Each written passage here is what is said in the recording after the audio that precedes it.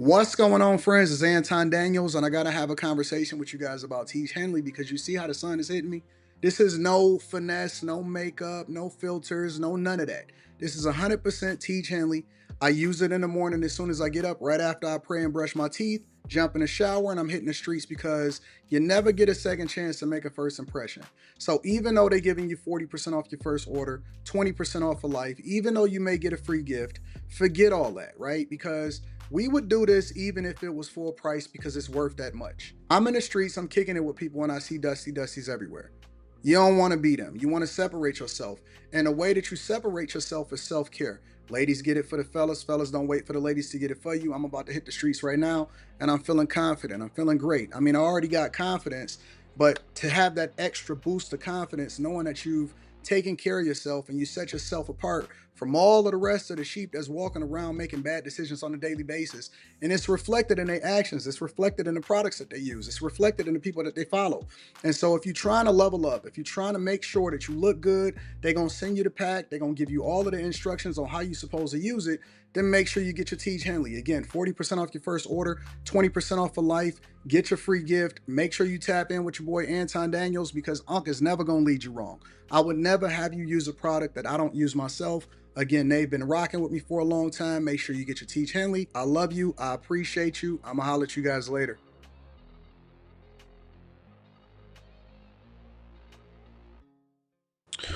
What's going on is Anton from AntonDaniels.com. I appreciate you guys for continuing to rock with me. Thank you for tuning in for another edition of the Millionaire Morning Show. I am your host, Anton Daniels. What up, what up, what up, what up, what up, what up, what up? Back in the studio. Had to take that flight yesterday to make sure that we get back in here and we can cook up. What's up to all of my friends and family? Y'all buying more Nike today? Don't do that. Don't do that. Don't do that. Don't you do it. I see a lot of y'all want to jump the gun and you want to do things ignorantly because you think that everything is on a discount. And that's not how we do things inside of the bank. I mean, listen, you could do whatever you want to do. I am not telling you what to do, but the fundamentals still exist on what we look for when we look into invest in a company. So shout out to the bag chasers. Shout out to everybody that's a part of the Patreon. Link is in the description as well as pinned to the top of the chat. I've posted this morning the updated live stream, what time we're going to be live streaming, what we're going to talk about in the whole 9 yards on how to capitalize off of the market. I know a lot of y'all want to jump right into the Nike game, right into the Disney game. You want to rush into it. It ain't no rush. It ain't no rush. You know, I once heard a quote. I think it was on a movie one time. I once heard a quote, and the quote said, we can rush down there, run down there, and get one. Yeah, that chair in Mexico was dope. I think I'm gonna order it. They said we can run down there, hurry up and get one, or we can walk and get them all. we can rush down there and scare everything and try to get one, or we can walk and we can get them all. Patience. Patience, patience. A lot of people want to hurry up and jump to conclusions. You want to run up and try. Don't you do it. Don't you do it. Fundamentally, Nike is not even a great company right now. And so just because you want to capitalize off of it and hurry up and get a discounted stock, that's not what we do. We want to get really, really rich, not just make a couple dollars right here and there. All right. So was that colors? That was colors. All right, I feel you. Yeah, man, listen, bro. Be very careful just jumping in and hurrying up and buy stuff. We still want to understand what we buying into. The stock market is not something that you're supposed to gamble on. The stock market is something that you then capitalize off of because you have an opportunity to invest in something that you otherwise would not have access to if it was a private company. All right? Okay? Do not rush in and just buy a bunch of stuff. That's not what we're going to do. The market ain't going nowhere. It's going to be here long after we gone. It's going to be popping long after we gone. And it's going to be an opportunity to buy more to dollar cost average and to make sure that we run it up. So what up, y'all? How y'all feeling today on this Monday morning. I'm feeling reinvigorated. I'm feeling great. I'm feeling absolutely awesome. Make sure y'all tap into the Patreon. Yeah, too many people invest with their emotions. We're not going to do that. We're going to be patient and we're going to get to the bag. All right, so let me read a couple of super chats. We're going to get started with prayer. And then we're going to go ahead and get into the show because we got a lot to cover today. We got to cover Obama. We got to cover what's happening in the market. We got to give y'all an update on tariffs. We have to give y'all an update on protests. It's a lot happening right now. So let me go ahead and acknowledge Dominic King. Shout out to Dominic King. I appreciate you on Cash App. Also, Mike, that dude, what up, though? I appreciate you. And Spencer Campbell says, good morning, AD. Good morning to all of my friends and family. I appreciate y'all. Also, I want to say what up to Drake. Drake says, just join the Bag Chasers. If you are not a part of the Patreon, then that is on you. Yo loss. Also, Chase Burns says, happy Monday, AD and peeps. AD is back looking well. My good sir. Yeah, man, I got a workout in this morning. I did an hour on a steps, an hour on a Stairmaster. I felt great. Heart rate was perfect. Everything was awesome. I switched my workout from the afternoon to the morning because I think that that's better for me. It'll give me more consistency to make sure that I work out at least 5 days a week. Shout out to everybody that's in the chaser. Shout out to everybody that's here. I want to let y'all know, let's do a little bit of housekeeping. Unless it's Friday, because we try to minimize the impact that we have on the kids. This is a family show, so you can say what you want. We invite people. We don't operate in an echo chamber, so I would love for people to be able to give their opinion on the things that we're talking about, whether you're a conservative or a liberal, a Republican or a Democrat.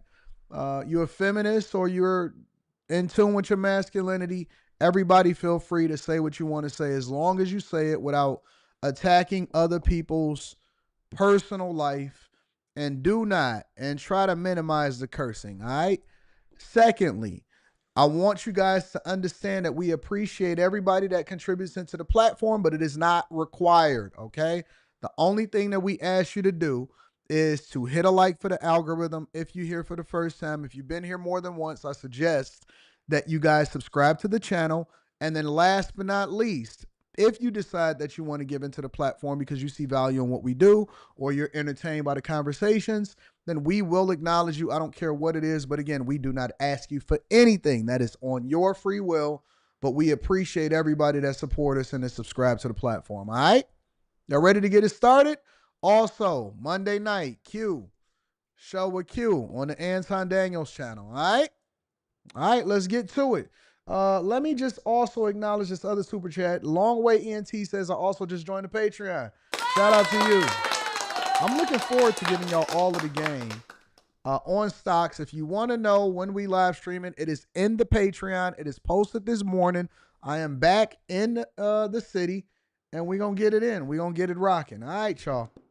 Well, before we get started with the details of the show, let me just spend 10 minutes here for a second because I want to give you guys some insight on what I learned down in Mexico. All right. I was in central Mexico. It was called, what is it called? Querétaro. All right. Querétaro.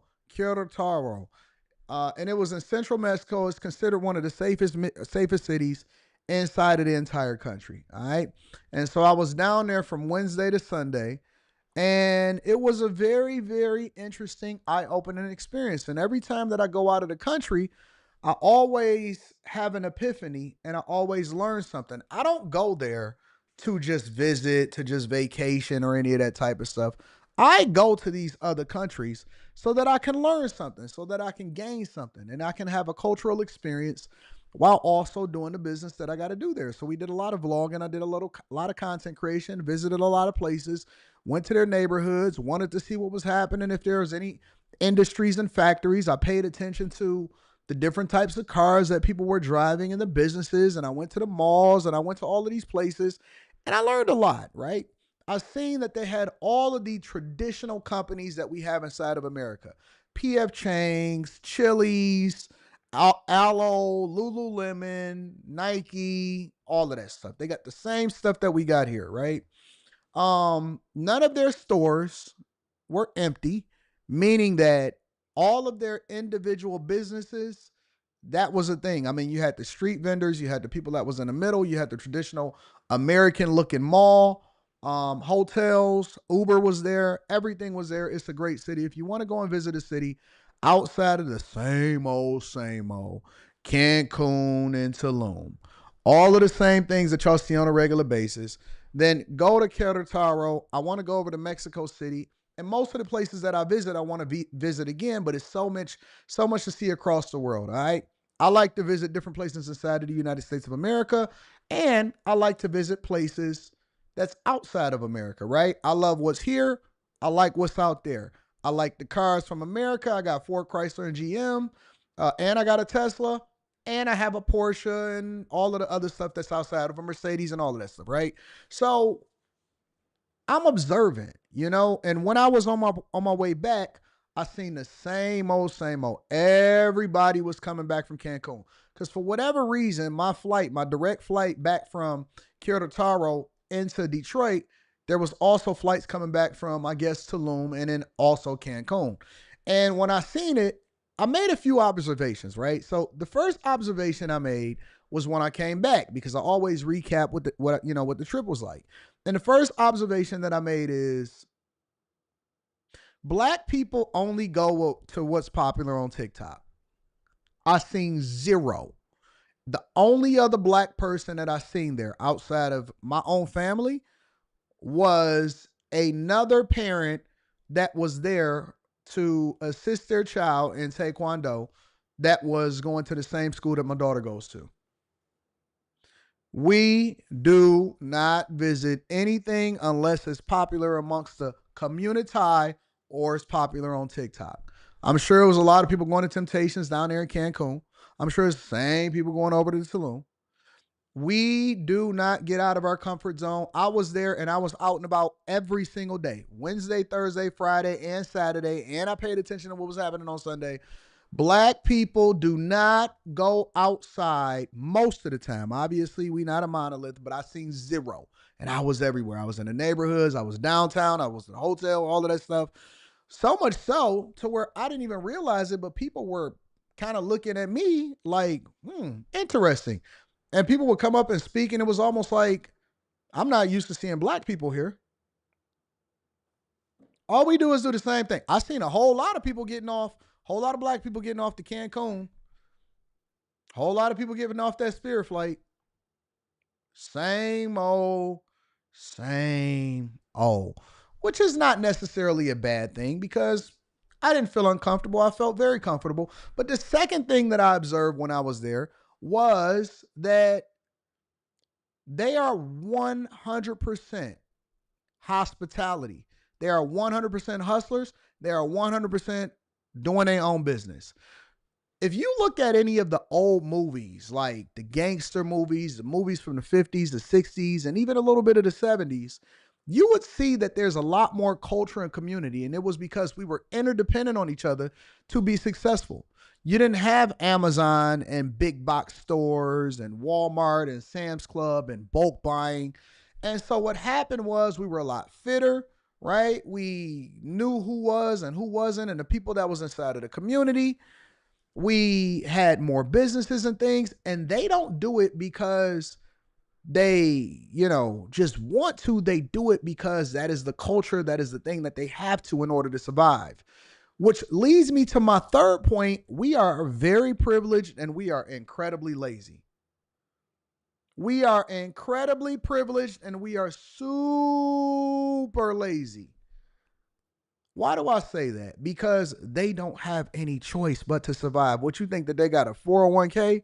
You think that they got pensions? You think that they are subsidized by the federal government in order to survive? No, it's a kill or be killed survival mentality. You got to get it where they got these businesses, right? They got these storefronts because they don't have no choice. They got to figure out where the market is going. They got to market to tourists. They got to find it out. They got to hustle. They got to go up to you, which means that they got to be extra polite and they got to take care of each other and all of this stuff.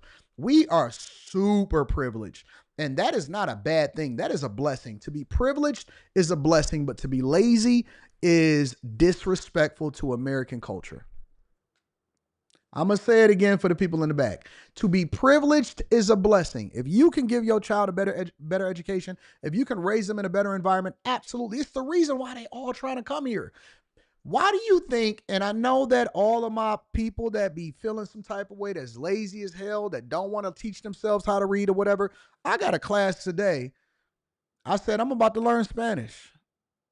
And then I'm going to learn Latin, then I'm going to learn French, and I'm going to learn Japanese, and I'm going to try to learn as much as I possibly can. And I'm going to continue to invest in myself. I'm going to pour my money back into myself because I want to be a better version of myself. Why do you guys think that a lot of the millionaires that come into this country that create wealth that ultimately become millionaires, because it's like between 1,200 and 1,700 new millionaires every day. Why do you think that more than half of them are foreign? They got a different mindset, a different work ethic. When they come here, they be like, oh, wait a minute. So they just chilling? Hold on. You telling me that I could make $50, $60, $70, $80,000 a year, minimize my lifestyle, and then build up my business, invest everything into my business? I tell people here, hey man, stay down for 3, 4, 5, 6, 7, 8, 9, 10 years, and you can live the rest of your life the way you want to. Oh man, skip that. I want it now. Lazy, always looking for a shortcut. We got more opportunity and you don't even realize it until you're not here. When I would catch my Uber, right? It was, I don't know, 50 pesos, 55 pesos or something like that, which is, I don't know, somebody in the chat, I don't want to look it up right now. Somebody in the chat, y'all do the equivalent of pesos to American dollars. When I would catch an Uber, it would cost me 50 pesos in the app. So then, I'm feeling bad because I'm like, dang, only 50 pesos or whatever like that. So I would give them a 5 or a 10 in American dollars, which is like, they like super happy. Super happy. How much is $5? It was costing us $5, $6, $3, $4 to take an Uber. I'm like, $3, $4. When I got back inside of the United States of America, I took a black truck from the airport, which is only 15, 20 minutes away, 20 minutes away from the airport over into my place downtown. And I took a black truck. It was $128 to take a black truck in American dollars. Over there, which they don't have black trucks, but they got the comfort cars. They got the Nissan Versas or whatever. It was $5, $6, and they was like, this is balling. We just so happened to stumble upon a casino, and they wouldn't even let me bet as much as I wanted to bet because I could only bet up to like 1,000 pesos per craps, right? On a craps table, which was only like $45. It was like $45. And they was like, just balling. Everybody crowding around you, which again just tells me that we are crazy privileged. Crazy privileged. I felt like I was like, man, this ain't even no money. Which I can imagine how the super billionaires be feeling and stuff like that when they be like, with the money and stuff like, but I'm telling you, we are super privileged. But again, we lazy. We are lazy. We do not take advantage of the opportunities that's in front of us. We do not really capitalize off of us. We financing our lifestyles. We doing stuff we're not supposed to do. And we could really, really transform. But it doesn't even matter. And the reason that it doesn't matter is because I could tell you till I'm blue in the face, which is why I'm only going to have this segment to be 10 minutes and I'm about to move over to the regular show. I could tell you till I'm blue in the face. Hey, we need to do things differently. We need to change our mindset. We need to have a different mindset. We need to stop trying to impress people that don't care anything about us. We need to make the adjustment and lower our lifestyle and get rid of the debt and do this and do that and appreciate the fact that we are in America and live with conservative values, which brings me to my last point. They don't believe the way that you believe. If you go into these other places and these other cultures, including Mexico, they don't support your liberal policies. When y'all be advocating and protesting and Mexico first and let them in, bro, they don't mess with you the way that you mess with them. They don't respect you in the same way that you respect them as far as the way you live your life. If you lived your life with the same mindset, liberal policies, expectations of the government in the same way that we do here, you will be an outcast. And that's a fact. I don't care which country you go to. Ukraine, Japan, Mexico, all of these places. The only other country that I can think of right off the top of my head that I visited that have these liberal mindset policies is Canada. Other than that, they don't mess with your policies. The way that you think about it, the way that you believe in it, the way that you see things, they don't mess with you. They don't rock with you. So while y'all over here sucking them up, licking them up, jocking, trying to be like them, they looking at you like a fool, and then they take advantage of you and they be like, look at this little blue-haired woman that don't know what she talking about. They do not support. I'm not saying that they're not nice. They're very nice. I'm not saying that they're not hospitable. They're very hospitable, but I also understand that they're hospitable because I had that money.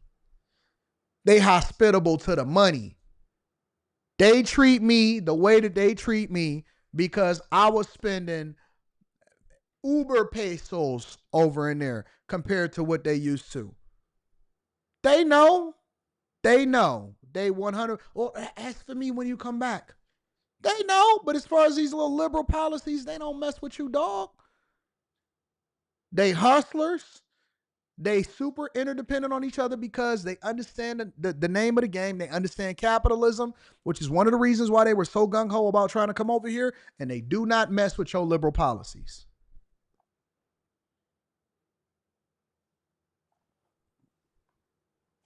It is what it is. It is what it is. You don't hustle, you don't eat over there. Well, over here, you like, oh my God, give me a government handout. You don't hustle, you don't eat over there. You better sell some fruit. You better go get you some iPhone chargers from somewhere. You better go do something because they don't care nothing about you. You can be a panhandler if you want to. Ain't nobody coming to save you, dog. Nobody coming to save you at all. And that's the truth. Make sure y'all hit a like for the algorithm, subscribe to the channel, and turn on your notifications. We trying to help you to change your mindset so that you don't fall behind, big dog. Let me read some of these super chats, and then we're going to go ahead and rock out. How can you gamble and be a Christian? You're a fraud. I gambled on your mother. I took a chance. I took a chance that she wouldn't get pregnant. You might be my son. You might be my son. Have y'all ever noticed that this guy is here all the time? He is subscribed, and he's still bitter about the fact that I talked about his logo, and he hasn't changed his logo. But thank you for the $2. I appreciate you. Thank you, my friend. I appreciate you. And guess what I'm going to do as soon as I leave here today? In the name of you, FBA, I'm going straight to the casino and letting it roll. 7. What up, AD? Quick question on the Patreon, the content series. When will the next vid be coming out for your content setup routine? We could do it next week. Oh, my birthday is this week. My birthday is this week. Yeah, we could do it next week. Why not? We could do it next week. Absolutely. Is it possible to attend live? Yeah, of course. You can catch it live, and if you don't catch it live, then I'll usually just upload it for you guys to rewatch. Thank you, Odyssey. I appreciate you. P. Shank says, good morning, Mr. Anton Daniels of the Millionaire Morning Show. What up, P. Shank? What up, P. Shank? Listen, at the end of the day,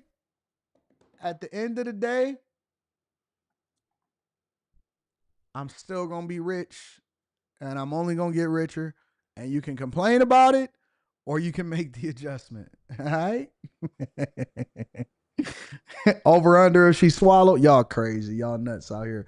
Shout out to FBA. I appreciate you. You know, sometimes I'll be thinking to myself, should I put everything about my life? Should I be this open and transparent about my life? Absolutely. And I might go to the strip club after this. I don't know. They say that the morning shift is the best shift. We gonna see. And we'll talk about it on the vlog channel. All right? Anton, you can't be a Christian at the strip club. I'm making sure that I take care of the ladies as single mothers. You know, the ones that got the stretch marks because they've been out there shaking. You know, they had a bunch of kids, but they got to get out there and shake it. I'm just messing with you. I'm just messing with you. Listen, if you shaking it for a real one, because you got to do what you got to do to get what you want to get, like Diamond on the Players Club, do your thing. That's not up for me to discuss. That's just for me to criticize when I see it. All right. Make I am an Aries. Oh, shout out to all of the Aries. Shout out to all of the Aries. I am an Aries. My birthday is April 13th on Sunday. All right. That afternoon shift hit different. Shaking that fupa. Lord, help me. Help me to be mindful that there are people that are extra sensitive about their life because they don't have anything to look forward to. So bless them. Bless them with purpose. Bless them with growth. Bless them with opportunity. Bless them to not be so bothered and sensitive about everything, but to get their money up so that they can enjoy life and be joking and not take it themselves so seriously while we continue to grow and while we continue to evolve. In Jesus' name, amen. All right, y'all. Y'all ready to go ahead and get started with the show? Make sure y'all hit a like for the algorithm, subscribe to the channel with turn on your notifications. Let's get it popping. You April 12th? I like that. I like that. All right. All right. Reading with Anton coming soon. Only if I had the capacity. All right, y'all. Y'all ready to go ahead and get started with the show? Let's get it popping. All right. So, first things first, I want to talk about the protest that's been happening across the country. Now, I wasn't privileged enough to be able to see these protests in real life because you know I would have been on the ground. You knew I would have been right there on the ground, making it shake for a real one, interviewing people. It was so much money for the content creators that were political but was not on the street trying to figure out what was going on. I think that y'all missed a golden opportunity. I had to be outside of the country to take care of a little bit of a business, but there was a lot happening. There was a lot of protests that were happening across the country while I was outside of the country, and this is a little bit of it. We begin tonight with the mass protests from coast to coast. Americans taking to the streets, voicing their frustrations with the policies of the Trump administration and Elon Musk, the world's richest man. All of this with the latest round of tariffs taking effect today, 10% on most goods coming into the U.S. Thousands gathering on the National Mall for the so-called hands-off protests organized by Democratic activists. Crowds also growing in Charlotte, North Carolina, New York, Chicago, and San Francisco. Many protesting the mass firings of federal workers and immigration policies.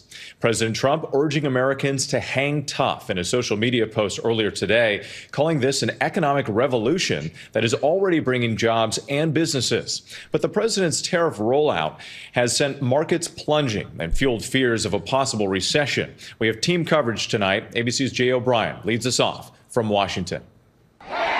Tonight, hours into the start of President Trump's 10% tariffs covering most goods entering the U.S. Demonstrations erupt. Let me also say this for the people that's in the back. Most of these people that are out protesting, because we're gonna break this down, all right? We're going to really get into this, and we're going to break it down today. Most of the people that are out there protesting, objectively, are older white people and super young liberal white people.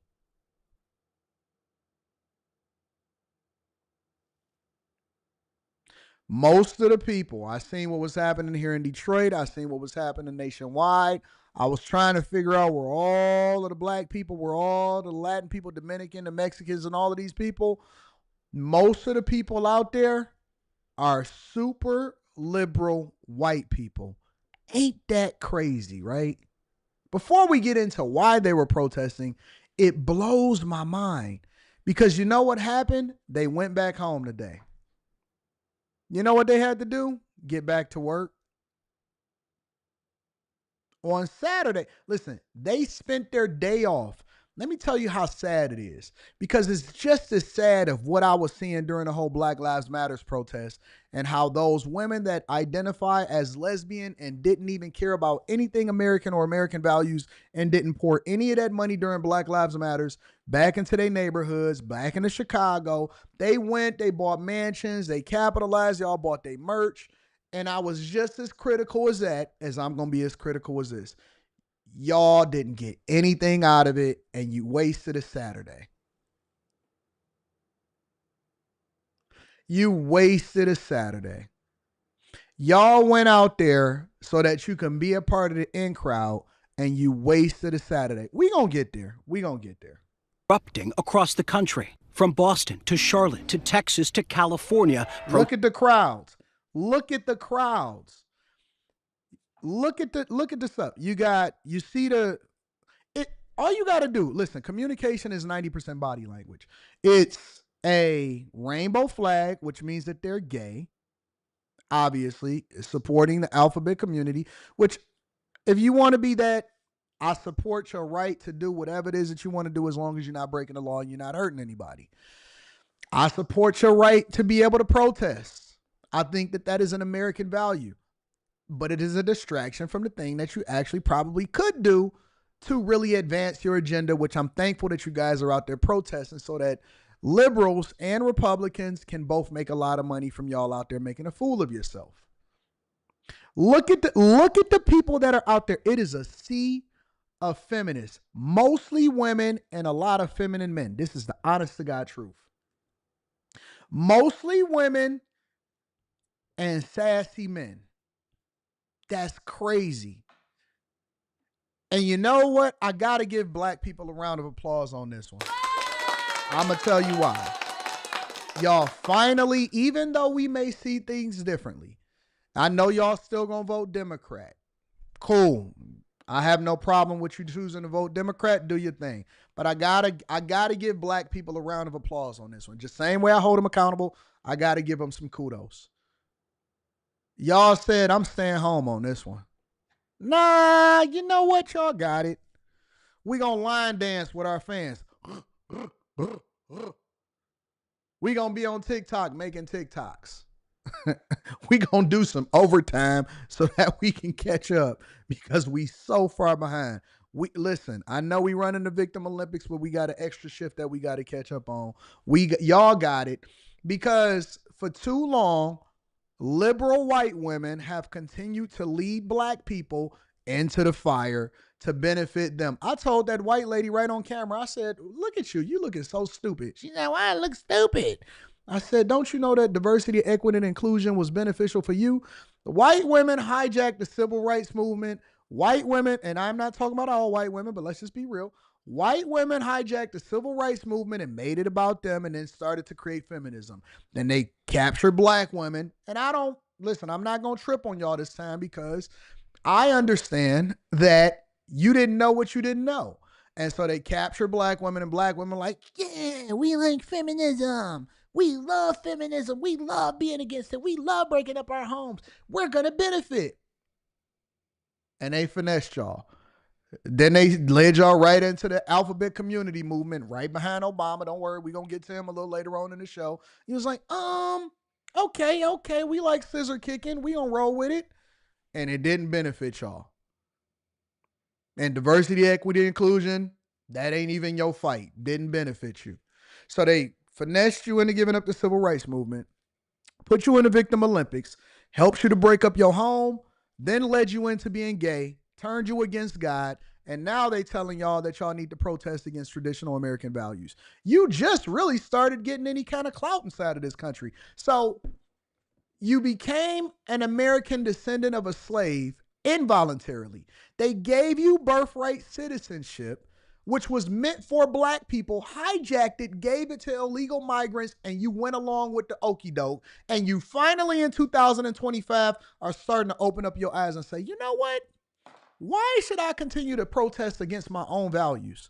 Why should I continue to protest against the thing that's for me? Listen, let them have it. Let them have it. At some point, you got to wake up. Listen, I don't expect for you to switch over to being conservative right away, but I need you to see and look how foolish you look to us when you was out there doing it with them.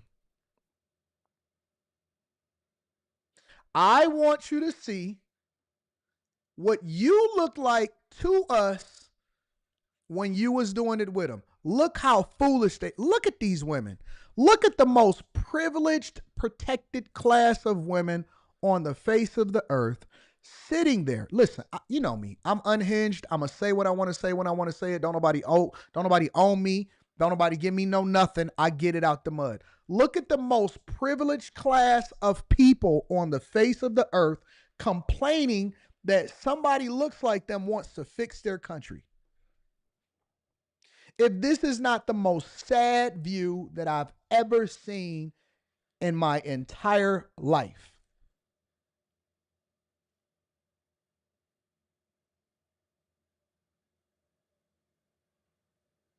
We don't have to agree on everything, but I'm pretty sure we agree on this.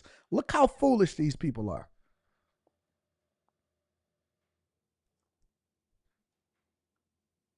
The ones that benefited the most off of the rape and the pillage of this country, and we finally started to make it right for all of us, and now they want to sit there and mess it up. Because they losing their diversity, equity, inclusion jobs. You can't say that Trump is racist because the people that are upset the most are white women. You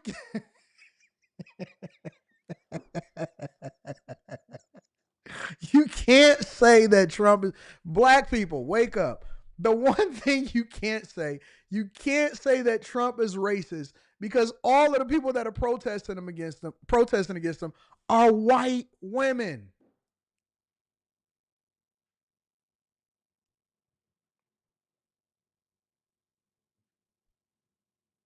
Crazy.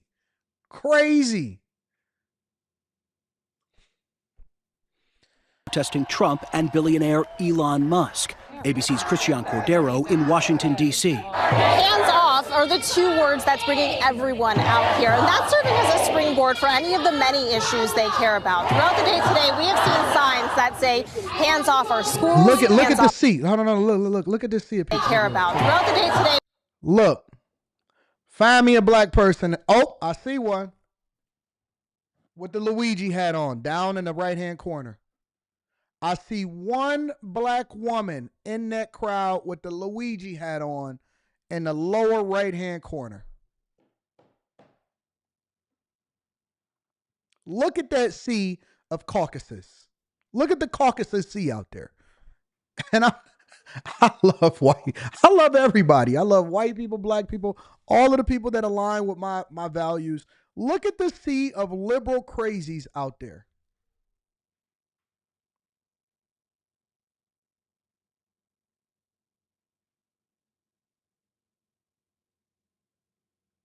And of course, we gonna have my black liberals inside of the chat that want to be like them so bad. You want to be a victim so bad.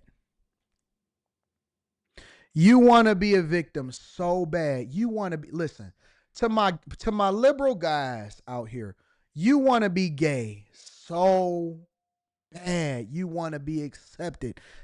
And I get it because your community don't embrace you the way that you want them to embrace you unless you acquiesce over and be like them. You want to be like them so bad. You want to go to their poetry slam nights. You want to go and make sure that you advocate for them for diversity, equity, and inclusion. You want to stand up for trans rights. You want to make sure that they get their jobs back and handing out all of our taxpayer dollars to places overseas. I get it. You want to be sassy just like them. Go ahead and join them. Hands off. We won't go. Hands off. We won't go. Guess what? They still not going to give you no box. You're going to do all of that protesting. You're going to get out there sweaty. It was cold in some places. It was raining. And you still not going to get no box. Zero. Zilch. Nada. You're not going to get no box, bro. Nothing. You out there for no reason. You protesting. You know what you got? You got to go to work tomorrow, dog.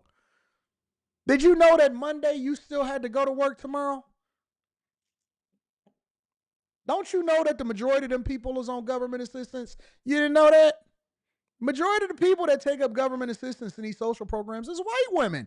White women broke up their family first. You right there along with them. Break up your family. We're against Trump. Look at these people. You want them to, you want to be their friend so bad. You want to be their friend so bad. Still going to college campus parties. Dog, you 45 years old. You 45. Settle down. Settle down, Waldo. Settle down. We have seen signs that say hands off our schools, hands off our bodies, hands off our social You want to hang out with them? Look, found another one.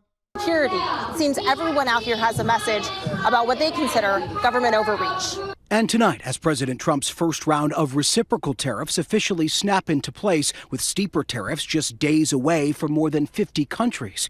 Musk appearing to take aim on social media at White House economic advisor Peter Navarro, the architect of Trump's tariff policies. Navarro downplaying the stock market sell-off Thursday and Friday, the worst 2 days on Wall Street since the pandemic. We're in a situation where we're simply rebalancing and restructuring. I can guarantee you that the market will find its bottom, that we will have the Dow hit 50,000 easily during the Trump second term. Most economists warning U.S. consumers should brace for higher prices and disruptions. Grappling with Trump's tariffs on foreign cars and car parts, the British automaker of Jaguars and Land Rovers announcing it's pausing all U.S. shipments. Thank God. And China already hitting back with its own 34% tariff on all. How many of y'all actually care about a Jaguar? We was just doing a review video on Jaguar talking about how they already done turned sassy because they embracing the alphabet community with their new ads and their new cars. We don't even like Jaguar. If Jaguar went away tomorrow, nobody cares. Nobody cares. Cool. We with it. Pause all shipments. Shut down all dealerships. We don't want no more sassy Jaguars. U.S. imports. I think it's still a little uncertain of exactly how that's all going to shake out. But President Trump doubling down, adamant tariffs will bring home jobs and businesses, saying Americans should hang tough. It won't be easy, but the end result will be historic. With a deepening global trade war, Trump at his Florida golf course again today. The White House issuing its only official statement of the day, congratulating the president on winning the semifinals of his club's senior championship. And Jay O'Brien joins us now from the White House. Jay, we're learning some Republican lawmakers are breaking with President Trump, introducing bills to help rein in these tariffs. But could they actually pass?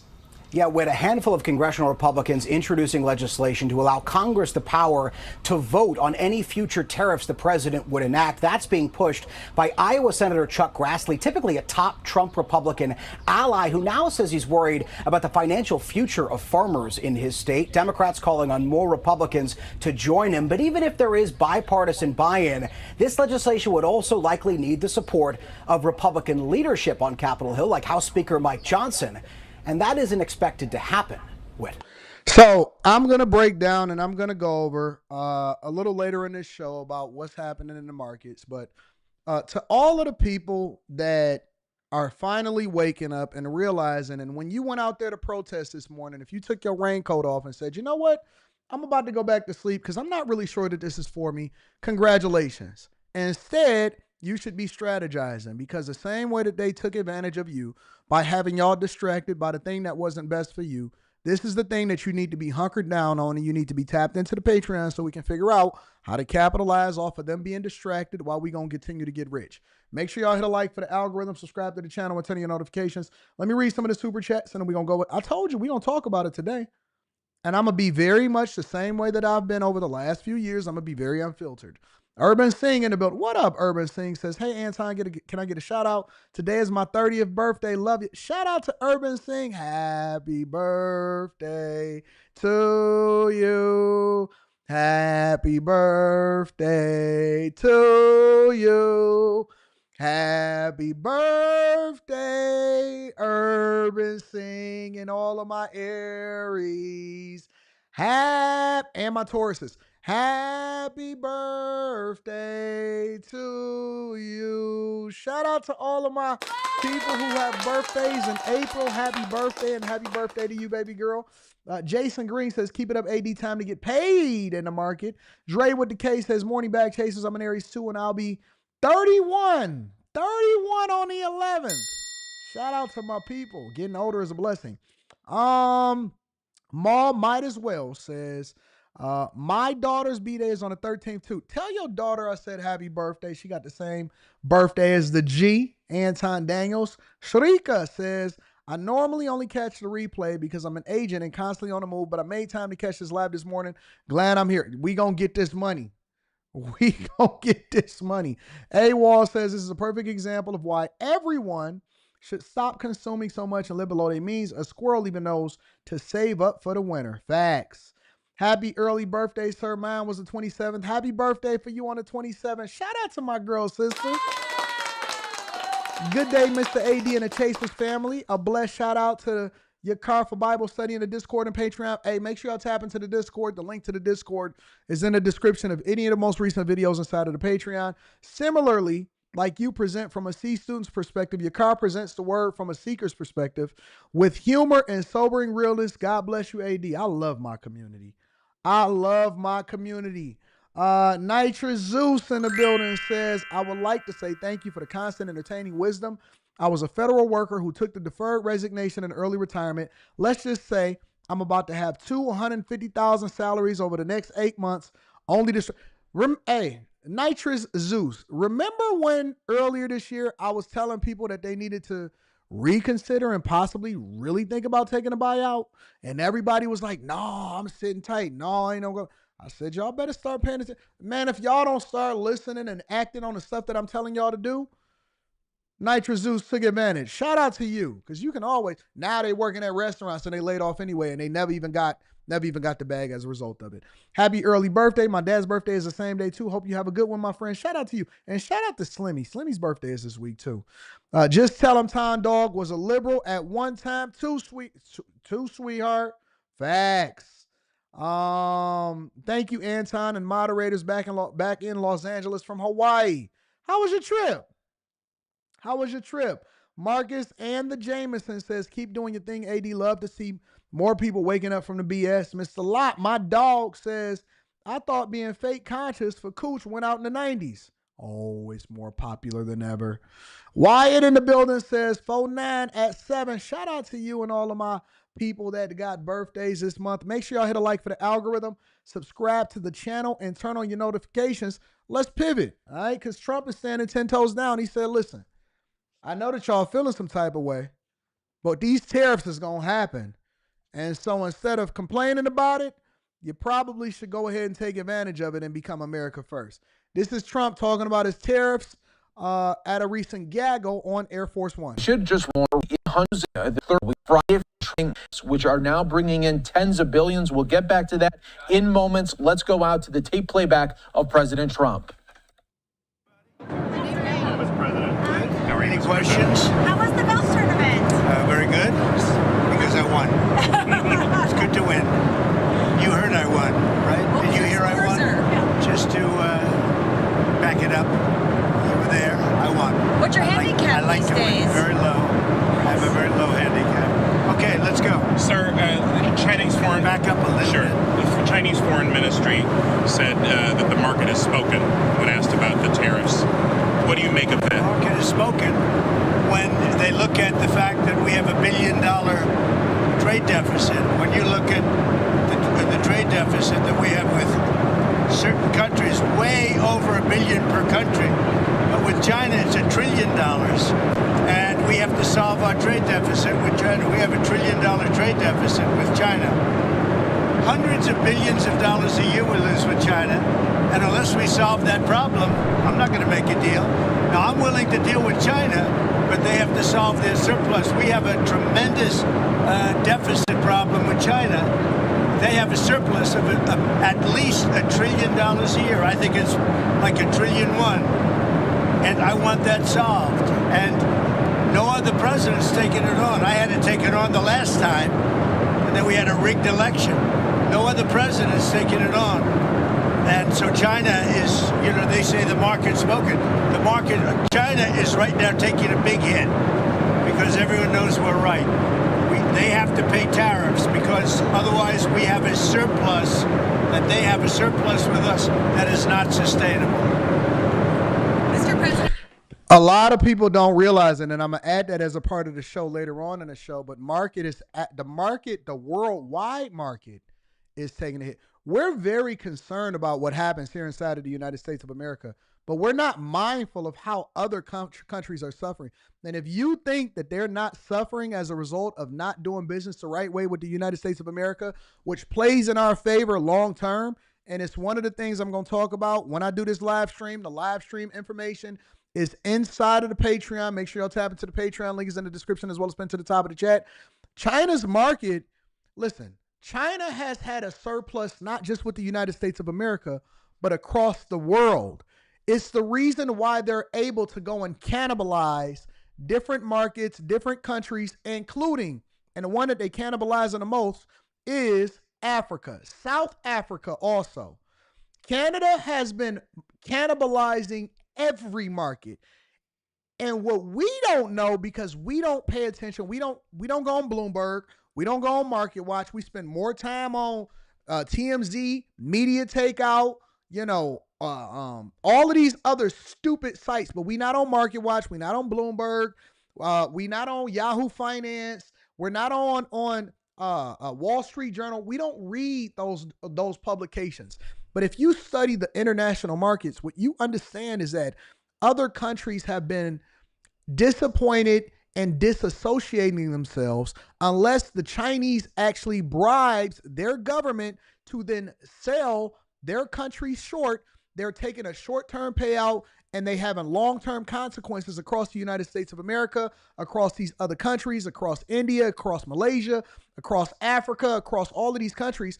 And so what's happening is the U.S., like it always does, it sets the precedent for how people are going to deal with other countries that have been taking advantage of them for a long time. But they waiting on us to stand up. They're waiting on us to stand up. Even Canada, that's the part that the media, that MSNBC and CNN is not showing you. When y'all say y'all stand with Canada, Canada is standing against China, which China is then hating the United States of America because China is looking at the fallout, the domino effect of what's going to happen with their relationships with other countries when they realize that the United States of America will no longer be taken advantage of. It weakens our adversaries while at the same time long-term bolstering what we're doing here in the United States of America. So if you want to even look at it from the lens of, well, how is Trump standing up to the world? Trump is standing up to some of the biggest currency manipulators, trade deficit making sure that they're operating at a surplus while taking advantage of other countries. On a worldwide scale, China is probably the most afraid country in the world. They are the most afraid country in the world. We used to make sure that we were involved in a negative way to perpetuate wars, to get involved in things that we should not have gotten into at the expense of American taxpayers. We're finally pouring back into ourselves and standing up for ourselves and saying, listen, hold on. We buy everything. We take in everything. We need to start figuring out how we can work with each other, take care of each other, and support ourselves instead of being dependent on you guys shipping us these trash products that we don't even need, instead of making sure that we take care of America's workers. And it's a huge opportunity that comes along with it. And we're talking about $1 trillion. You know that, right? We're not going to lose $1 trillion for the privilege of buying pencils from China. On the idea of crashing the markets on purpose, there's been some speculation, partly because of the video that was posted on Truth Social, that there was some sort of deliberate effort on your part to have the market sell off. Can you talk about that? No, that's not so. But I do want to solve the deficit problem that we have with China, with the European Union and other nations. And they're going to have to do that. And if they want to talk about that, I'm open to talking. But otherwise, why would I want to talk? And as you know, because of the tariffs, we have $7 trillion already committed to be invested in the United States. Yep. Building auto plants, building chip companies, and all sorts of companies are coming into our country at levels that we've never seen before. Biden had nothing coming in. This was a dead country with Biden. He didn't know what he was doing. So let me ask y'all a question, right? For all of the people that care or don't care about the future of this country, some people don't care because they want America to burn anyway. And so this question is not for them. For the people that actually care about your children's future, for your children's future, for even your job prospects, if you are in your 20s or your 30s, because for a lot of us that are in our 40s and 50s and 60s and 70s, our path is pretty much set. But because we've chosen our career field, we've chosen our path, we know whether or not we're going to be entrepreneurs or we're going to be in corporate America, whether or not we're going to be in cybersecurity. Most of us that are past the age of 40 has kind of sort of chosen what our path is going to be. For those of you that are under the age of 40 and for those of you that have children, let me ask you a question. Because I know that y'all already, y'all always are reactive instead of proactive. You get bothered by every single thing that Republicans do. And it's cool. Okay, cool. So let's evaluate that. Let's look at it from your lens. What do you suggest that we do for solving for the deficit and making sure that we put Americans first? Kenya says Trump filed for bankruptcy 6 times. He has no clue. Interesting. No, some of Trump's companies. Trump literally has hundreds of companies, have been successful across the board significantly. And I would understand, Kenya, because I know that you're not even from here. So you actually want to help other companies or other countries outside of the United States of America, perhaps your own country from wherever it is that you live. And his success story is unmatched. So that's not even a question. But what do y'all suggest that we do?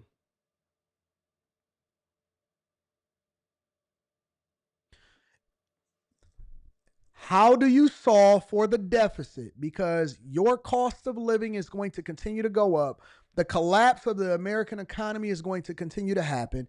Your children won't have jobs. They won't have any opportunity. Their currency will then be manipulated. The cost of living is going to continue to explode, and they won't have any jobs because we won't make anything inside of the United States of America while we're still bolstering other countries as a world power. What do you guys suggest? What would you do? Would you do more of what Biden was doing? Would you do more of what Obama was doing? Would you do more of what Clinton was doing? How do you guys suggest that we fix the United States of America? Let in more migrants? What would you do? Y'all let me know.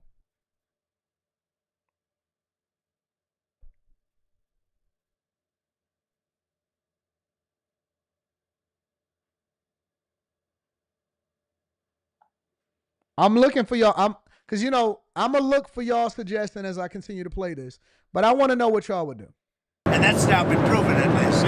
Trump, this weekend, you talked to a lot of leaders this weekend. Can you tell us, sir, were there any deals made? I spoke to a lot of leaders, European, Asian, from all over the world. They're dying to make a deal.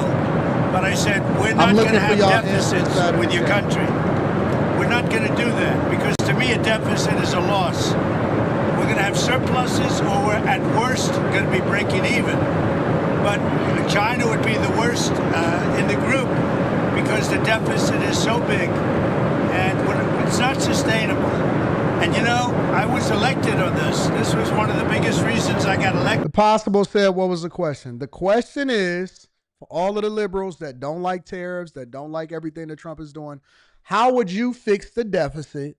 How would you bring jobs inside of the United States of America? How would you make the cost of living go down? How would you make America better? How would you actually solve for the problems that we have that is going to affect your children? That is the question in a nutshell. And I'm looking inside of the chat. Somebody says start a barbershop. I'm looking in the chat for y'all answers because this is an inclusive live stream, okay? This is not operating in an echo chamber, regardless of whether you like me or hate me. I want to know what y'all suggestions are. It was exactly because of this. And we're going to put tariffs, we've already put them on. It's not a question if we will. We're going to put them on. And those tariffs next year will make us $1 trillion. Don't tell me what not to do. Tell me what would you do. Listen. That's how I know people have no solutions. They just dogs hollering at the moon. What would you do? What is the solution? You give me the answer on how you solve for all of the issues that's inside of America. I want to know. And don't tell me that you'll put boys back in girls' bathrooms or that you're going to let them compete in women's sports. In addition to the $1 trillion, thousands. Somebody said eliminate the contribution limit on Social Security. What do you mean eliminate the contribution limit on Social? Don't you know that Social Security is a Ponzi scheme in itself? We robbing Peter to pay Paul. We're paying into Social Security so that the people on Social Security today can have, that's the only way that it remains solvent. While we're still borrowing more money so that we can keep it solvent. And that's why we operate at a $2 trillion deficit per year. And that means that you don't want to have any Social Security when you grow, when you get older, okay? Of companies are going to relocate back into the United States. In North Carolina, already furniture people are starting to move back in Detroit. Somebody says stop financing. Stop financing what? What do you stop financing? That's why we got $37 trillion as a deficit. If you stop financing, that means you got to balance the budget. If you're going to balance the budget, then that means that you got to lay off some people that ain't doing what they're supposed to do.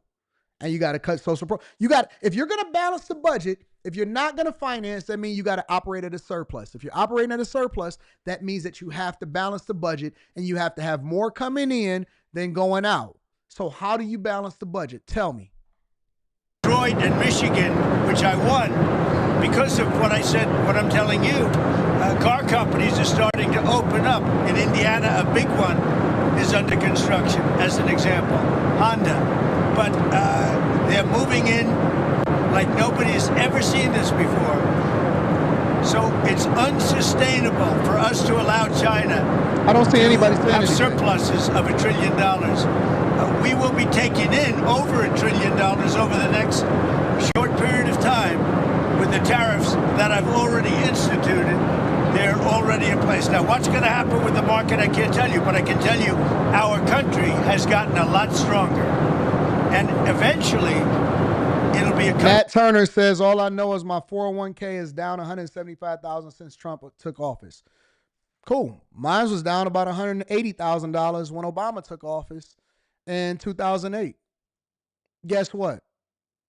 It's up significantly since it went down. Unless you plan on retiring tomorrow, sit your butt down, shut up, and stop worrying about what your balance is and continue to dollar cost average because you're basically getting the in. You're being able to invest at a discount now. So nobody cares about what your balance is. Unless you're withdrawing it right now and unless you're about to take the penalty, then stop worrying about it, shut up, and go to work and continue to dollar cost average.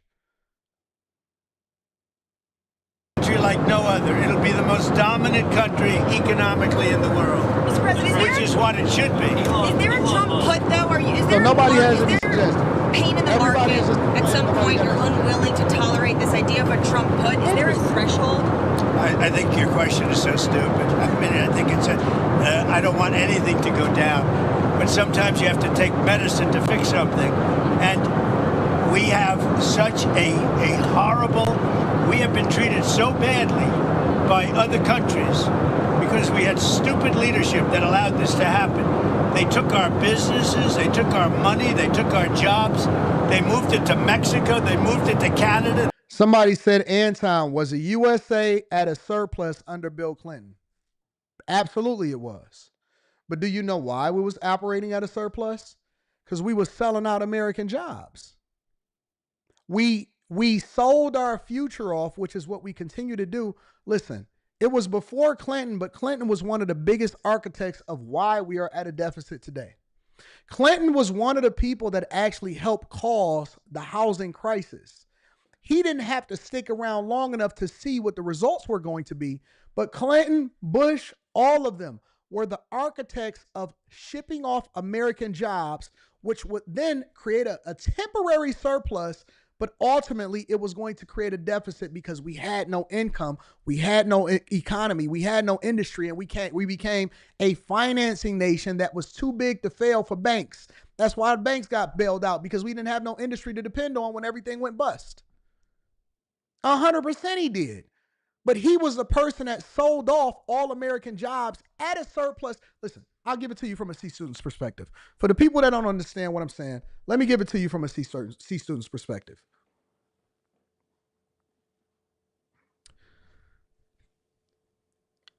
If you came to me, and I've seen people do it, I've seen people do it inside of the auto industry, right? The companies come to retirees or people that are of retirement age and they say, listen, we'll offer you a buyout to retire early. We'll make it worth your while. And you know what the majority of those that are retirement age do? They don't take it. You know why? Because they smart and they seen what happened to the people before them. They said, we'll give you $150,000, $160,000, $170,000 to retire. And it would be a boon to them temporarily in the meantime. But if they can work 10, 15, 16, 20 more years, they actually get a better retirement and they was already making $100,000 plus a year. But that boost, that temporary sellout would make you think that you're going to be successful. I'll give you another example, something that's culturally appropriate, right? We were talking about this Aisha Howard woman, the woman that is saying, yo, I want the 216 payments, or Anthony Edwards be able to. Why do you think that Anthony Edwards is offering her 216 payments ahead of time instead of spreading it out long term? Why do you think that they're doing that? It's all math. It's clear math. When you see people and they say, hey, would you take the lump sum payment if you won the lottery, or would you stretch it out and make it a longer term? Why do you think that they're advocating for you to take for you to take the short term? Because they're going to win either way. But the question is, do you win? Because longer term, you actually get more money. But unless you can flip that money to make more money long term, which is not what the United States of America did. We sold off our jobs in order to create a boon for executives and these companies temporarily. And they basically subsidized these other countries to make a whole bunch of money as a result of it. And then once 2008 came in, once all of these, they had to lay everybody off. We don't even make small cars here in the United States anymore unless you go to Hyundai. Crazy. We don't even make small cars here anymore.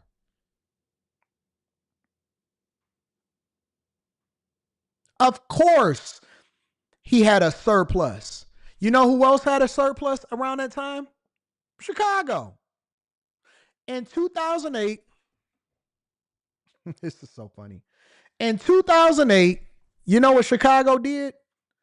So that they can fix their economy, so that they can balance the budget, they sold their streets. Before 2008 came, they seen it happening and they sold their streets. And they had a budget surplus at the time. Crazy, ain't it? And at the time, everybody was like, yeah, we got the best mayor of all time. We got the best alderman, the best city council of all time.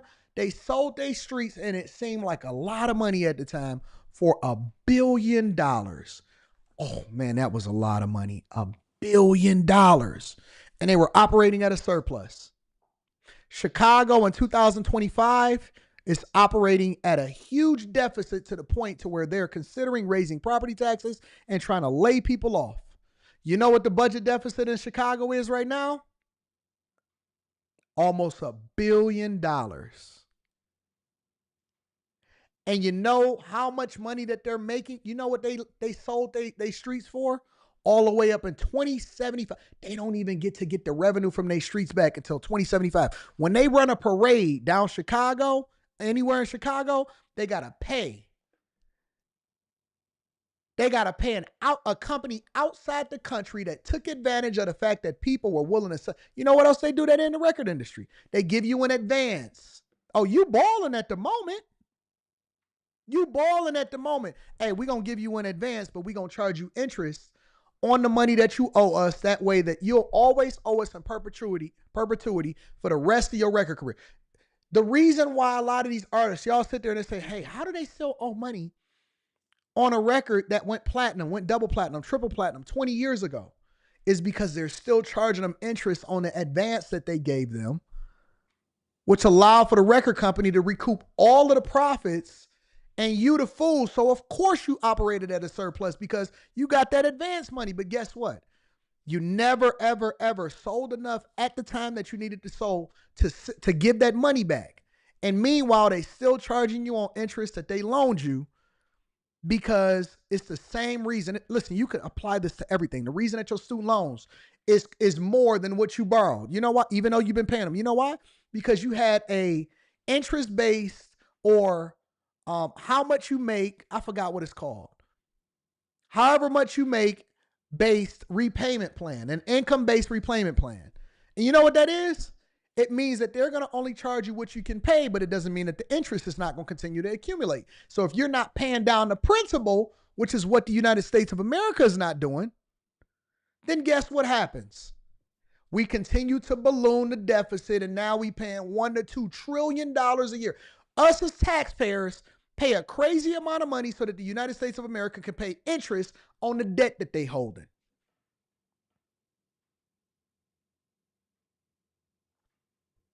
You know, want to know why you still own your student loans after 20 years? It's because you had an income-based repayment plan instead of paying the payments that could get you knocked out within 10 years, or you could have knocked it out earlier. Some of y'all go and finance your house for 30 years, and then guess what? You refinance. You know why the bank is so eager to do a refi on you? Because they get the fees up front, right? They get the cost. You get the little lump sum payment. And guess what? They continue to make interest on that for the rest of your life, for your granny's life, until y'all lose it in foreclosure. They're going to take that house, resell it, and remarket it, and then make interest on that too. It's the same thing that we doing here in the United States of America. And y'all, oh man, they balanced the budget. No, they sold off your jobs. And not only are you not going to have jobs, but we the ones that's going to have to pay for all of the stuff that Clinton and Bush and all of the people that happened before him did.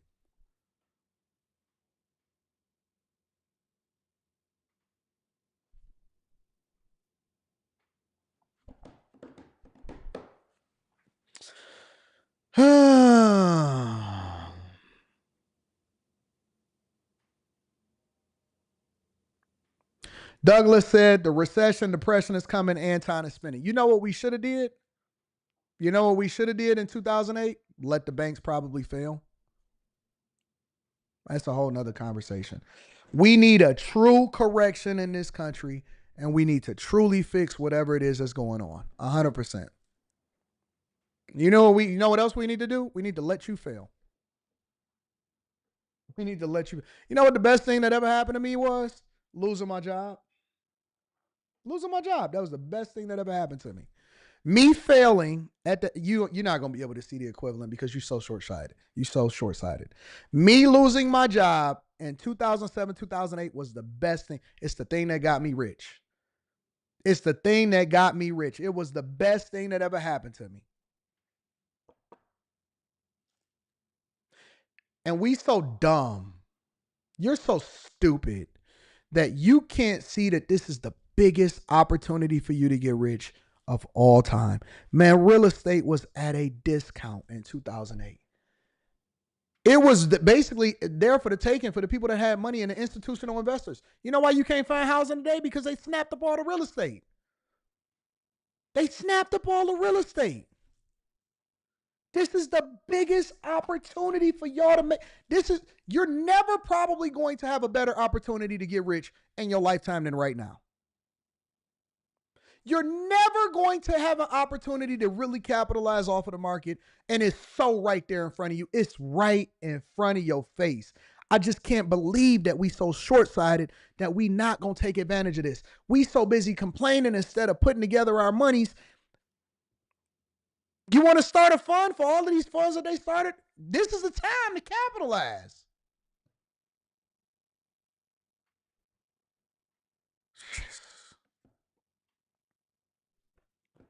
Huge, huge. I'm telling you, we are going to be having this conversation 3-4 years from now, and I'm gonna be telling y'all, I'm gonna be replaying this same live stream, and we're gonna talk about this 3-4 years from now. And the people that got it gonna get it, and the people that didn't, that was complaining about it, they're gonna be in a worse position than they was, and they're gonna be sitting there voting the same way over and over and over again.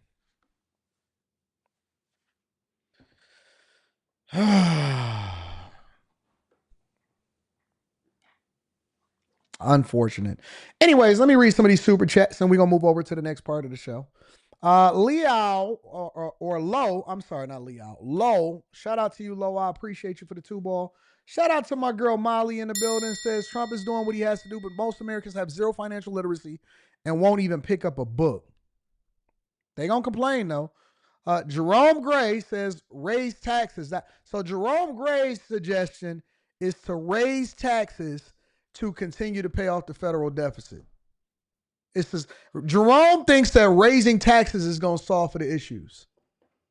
I wonder how that's working over there in California, where they got a deficit, but they got the highest taxes inside of the nation. I wonder how that's going to work in LA, where they got a $1 billion budget deficit, but they got the highest taxes in the nation. I wonder how that's working over in New York, where they got the highest taxes, but they operating at a budget deficit. I wonder how that works over in Chicago. They got the highest taxes, but they got a budget deficit. And guess what? Not only that, but jobs are leaving too. Raise more taxes. Okay. How many of y'all in the chat is willing to pay more taxes so that we can make sure we fund these other nations and fix what's going on in our economy? More taxes. Y'all sit there and complain about y'all property taxes going up and y'all mortgages is too high. Matthew Young says Trump lying. Americans are not going to produce any goods to equalize the trade deficit because Americans aren't going to work for those slave labor wages they are paying people in other countries. Well, you don't have to work for slave labor wages because the true cost, look. If Apple is selling an iPhone for $1,500, but it only costs them $100 to produce it in another country, you're telling me that they can, we ain't gonna talk. I'm not gonna talk about it right now. Ken is in the building, says people get mad at you when they can't use you. FPSD, I'm gonna just read the super chats. We got to get to the next part of the show. These people wouldn't be able to handle the 2008 crash, but it was such a great time to invest and made a ton of money. Man, I knew so many people that cashed out their 401k in 2008 and they regret it. They are sorry to this day. Enos Luby says the hate by the UK and European media is insane. I understand the long-term benefits and the unfair trade practice. I really don't understand the U.S. citizens' protest. Well, of course, because we spoiled. Andre Farrar says President Trump has yet to revoke the federal EV tax credit. I will be rebuying Tesla below 150 this year. Nitro Zeus is in the building, says the secret of staying relevant in the IT cyber job market. 1, live life like a spades hand. I like that. Having 2 to 3 strong skills and 2 to 3 backup skills. I like that. Those are called, I got 2 to 3 and 2 or 3 possibles for my spades player. Yeah, I got 2 plus 3 possibles. All right. If you know how to play it right. Stick and move. Do not marinate in a position. And 3, leverage AI. Google's notebook. LM will get you smart on topics quick. Shout out to you. I appreciate you for holding me down. Thank you for contributing into the platform, my dog. Corey P says home loans 10 years max, credit cards 1 year max, student loans 1 to 7 years after 1 year from graduation. Shout out to Corey P. Rashonda Blackwell says we have to think of what's happening as a revamping of our personal budget. Go natural or get some braids, no bundles. Focus on necessities. Sit tight, fam. The latter will be a greater amen. Good morning, AD. Shout out to Rashonda. I like that. Perfectly summed up. George says this has to be the best episode you've ever done. We'll need to rewatch. Given too many gems, to be honest with you. Skinny Boy Django Morrison says, should we have let the car industry fail also? Possibly. Maybe. It depends. It depends on how you look at it. Ford Motor Company never took out a bailout. Chrysler got sold over to Stellantis. The only one that we really justified bailing out was General Motors. It depends on how you look at it. It depends on what company you're talking about. Ford never took a bailout. They had Alan Mulally as their CEO, which he came over from the airline industry, and he seen what was coming a long time ago, along with a lot of other people that was in the industry, and then he took out a mortgage against the Ford Motor Company. The logo, he took out a mortgage against the logo, borrowed billions of dollars in order to endure through it, revamp their operations, then got them through the recession, and they came out pure as gold. Chrysler got sold over to Stellantis. General Motors, they took the bailout. It probably benefited them.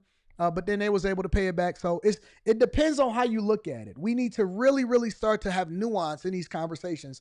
We can't just talk about it on the surface level. Yeah, they should have known. No, we got to talk about individual companies and what they did and what their CEOs was doing, who got the bailout, who got bonuses as a result of it, how it benefited, how many jobs did it keep, did they generate more revenue, did they generate more jobs, how it affected the United States of America, the citizens, taxpayers, did they get their money back, interest payments, all of that. And so we have to have conversations a lot deeper than just looking at it on the surface, okay?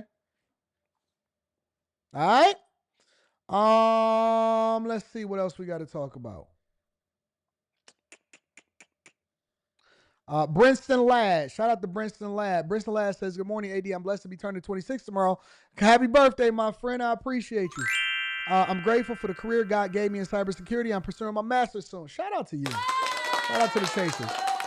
Is that why folks are fleeing Cali and other major cities? Absolutely, because it's become unaffordable and their taxes is too high. And they don't really have any industries to support because all of the tech startups and all of the technology companies, a lot of them are moving. They move over to Nashville. They moved over to Austin. They moved to Texas. A lot of them, even Tesla decided to move a majority of their spaces out of there. Make sure y'all tap into the Patreon. Link is in the description. Also, Tiege Hanley, 40% off your first order, plus 20% off of life. Let's continue on with the show. Tariffs, the global meltdown. All right. Let's get into it. This is CNBC speaking about it, and then I'll give you my thoughts. Let's spend 10 minutes on this. All of this signaling the market's idea that we're looking at much greater odds of a recession, not just here, but globally. Bitcoin actually dropping below 80,000 right now. Wow. It's at 76,470. Well, 74 for a while. Yeah, it's a market phenomenon at this point, not economic, but it's getting awful close. And you look at junk bond spreads as well. That journal has a good piece on what when you'll start to see the markets indicating that this is spreading to the economy. Well, that's the question.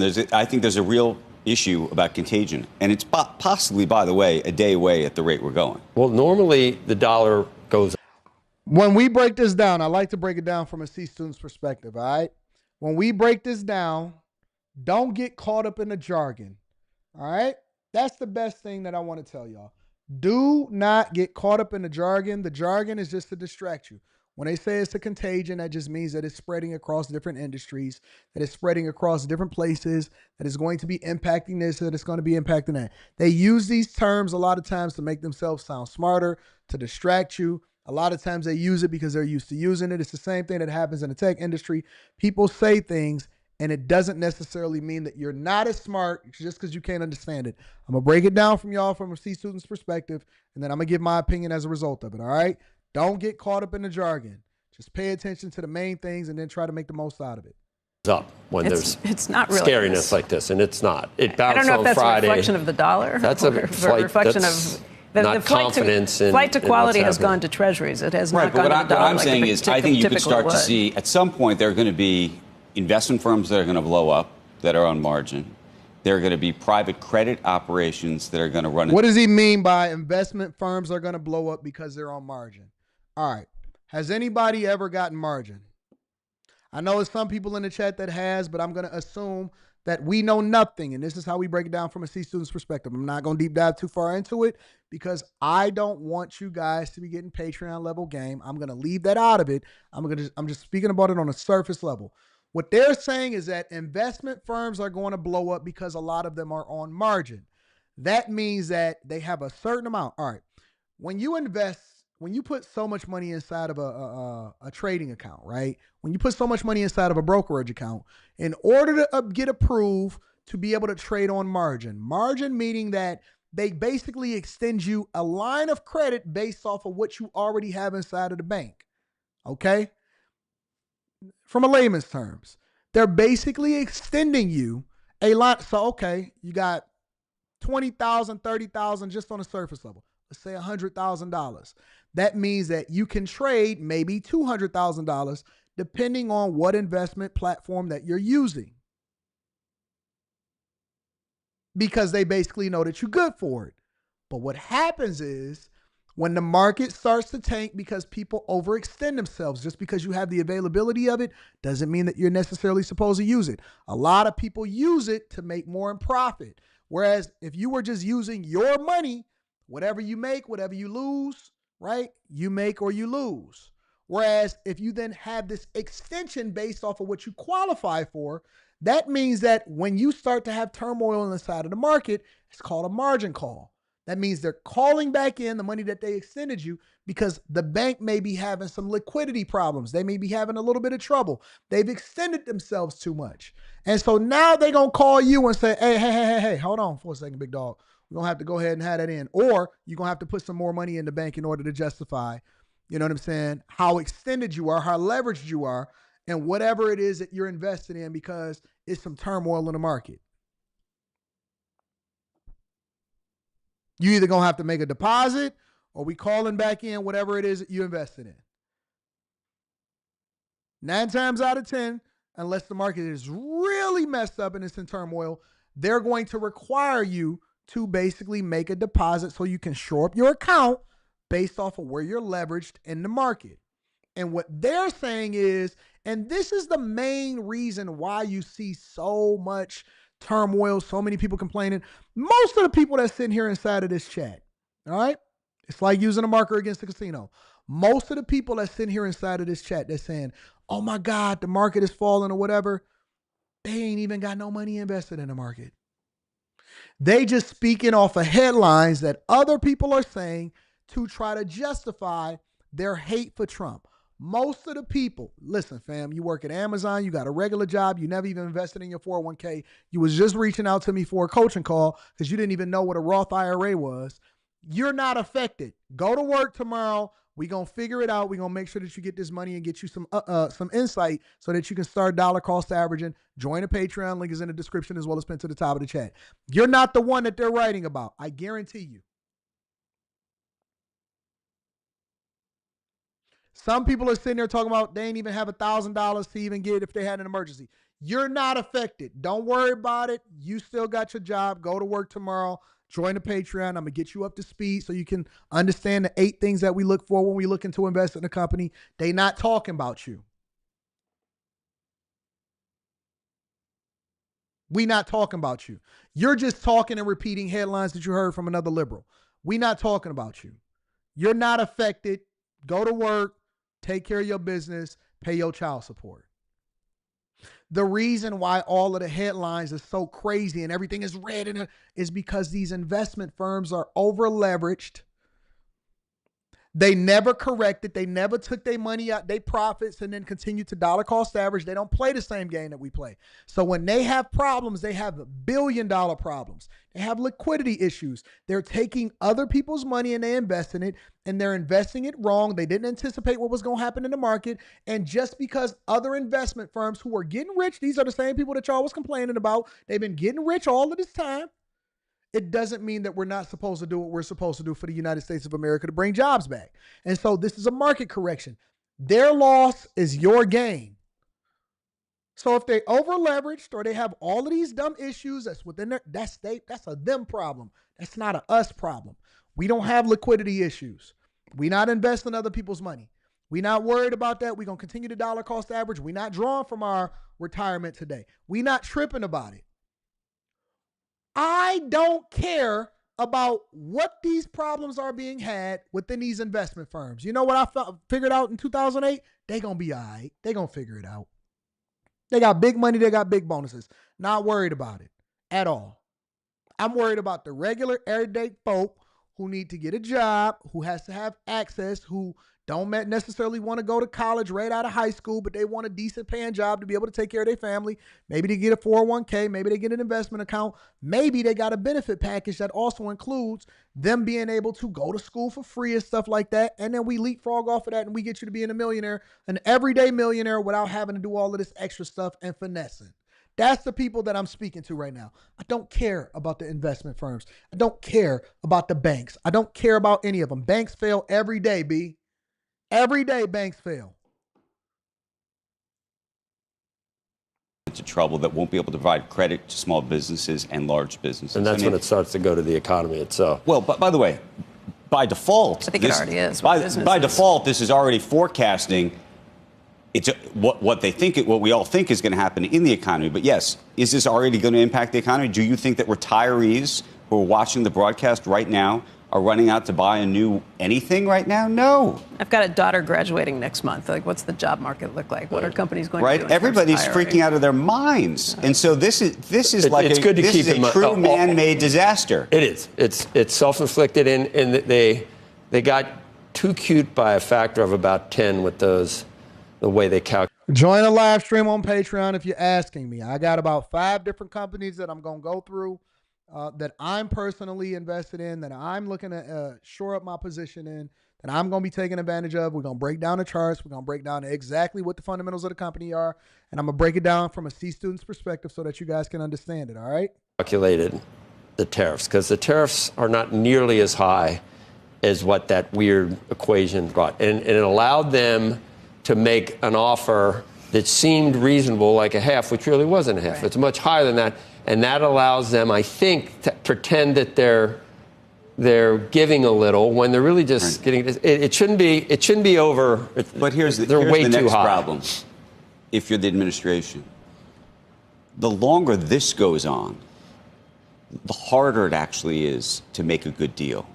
Meaning to actually walk away with a win. Because if you are a foreign country today, if you're President Xi today, who, by the way, has a lot more patience than I think we do, who sits around and actually says, this guy's not only going to be under pressure from us, he's under pressure from his own people. He is, but we're still in a much stronger position than anyone we're trying to extract concessions from. The one thing that Trump is not worried about, because Trump is playing a long game. First of all, Trump is not even 6 months into his second term. He has a long runway. And I believe this is one of the reasons why they were moving with the speed of an Olympic sprinter, to try to get things done, to try to make sure that they get the layoffs done as far as all of these different government entities, to try to make sure that they get these tariffs in place now, is because they need to start having results by year 2, year 3, and then obviously going into year 4, because that's going to be election season, and people need to start seeing the results of the tariffs and how it benefits the United States of America. So I'm not really sure that Trump cares about what people think within the first 2 years at all, not even a little bit.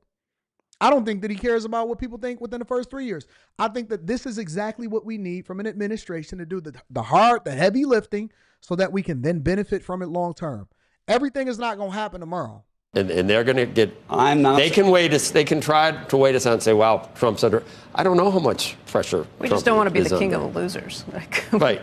You don't know how much pressure Trump's under. I think that we are about to come to a point where, he hasn't been under pressure, in part because he's scared everybody from talking out loud and saying bad things about him. He's going to get Republicans in Congress. But I think right now you're about to start to see the dam break when it comes to Republicans in Congress. Right. I think business folks. There are already 7 senators, Republican senators. This is where you start. Business folks who have been too scared to say anything. I think you're starting. This is where you trot out the Vietnam, or we had 50 calls over the weekend. But there's also some people saying that they weren't that nice about the 50 calls that they got, and they're saying no, that's not enough. That they're still standing tough. Maybe that changes a little. Yardeni's going to come on. He's right.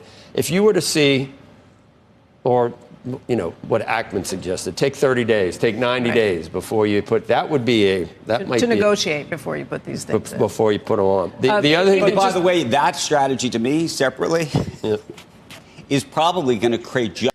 Somebody said we will lose. What are you going to lose, low key? What exactly do you have to lose? What do you have to lose? Tell me what you're going to lose. People, when I see people talking generalities, what are you gonna lose?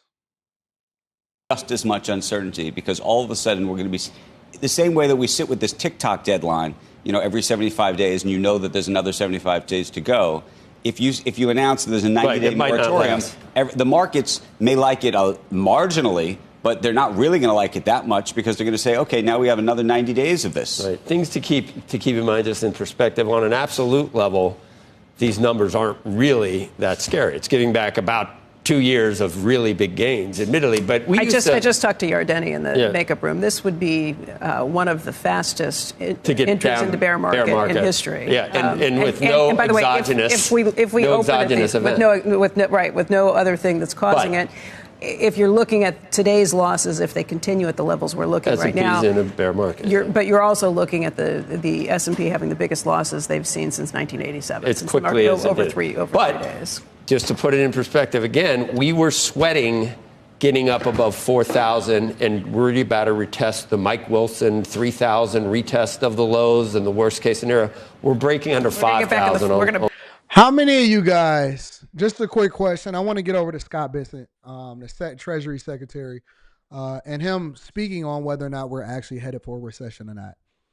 How many of you guys that are in this chat, it's over 5,000 of y'all right now, make sure y'all hit a like for the algorithm, subscribe to the channel, and turn on your notifications. How many of you guys that are watching this right now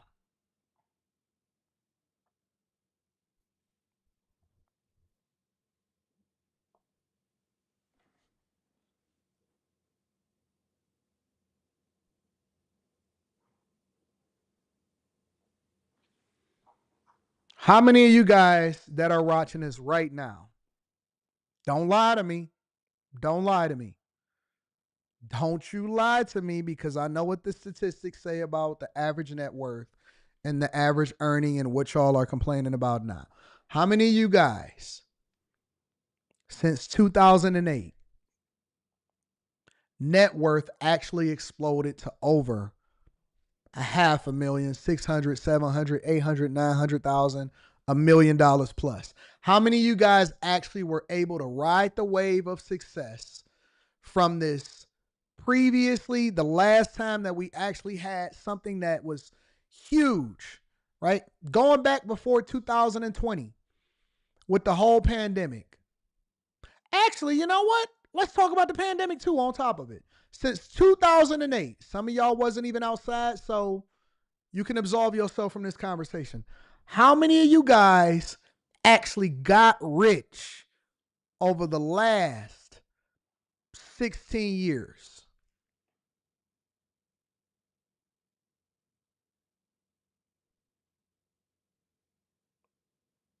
How many of you guys got rich over the last 16 years?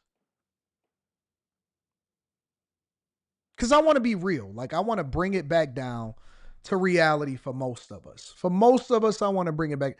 I'm not speaking to billionaires right now. I'm speaking to us, regular, everyday people that's tuned in because you love the entertainment, and then hopefully I can put the medicine inside of the candy. Okay, so if the overwhelming majority of y'all are saying that you didn't get rich,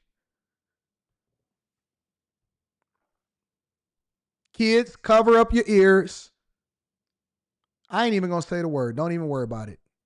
Then what the F are you talking about, worrying about whether or not the market is doing whatever it is what it's doing, if you're not even benefited from it in the first place? Because the only way that you could be worried about it is if you made some short-term bets recently and you never enjoyed the run-up that happened since 2008 in the first place. If most of y'all was just sitting on the sideline trying to figure out whether or not you can find a job and if you can afford eggs, because I've seen a lot of people talking about eggs. If you was one of the ones that was just 3 weeks ago sitting there asking me about the price of eggs, you never benefited from the run-up in the first place. What are we talking about? Your conversation should be completely different. Your conversation has to be, okay, listen, I seen what happened from the previous run-ups. I seen what happened in 2020. I seen what happened in 2008. I seen what happened in 2016. All right, so I don't want to miss out again. What are we doing? Because you can't lose what you never had.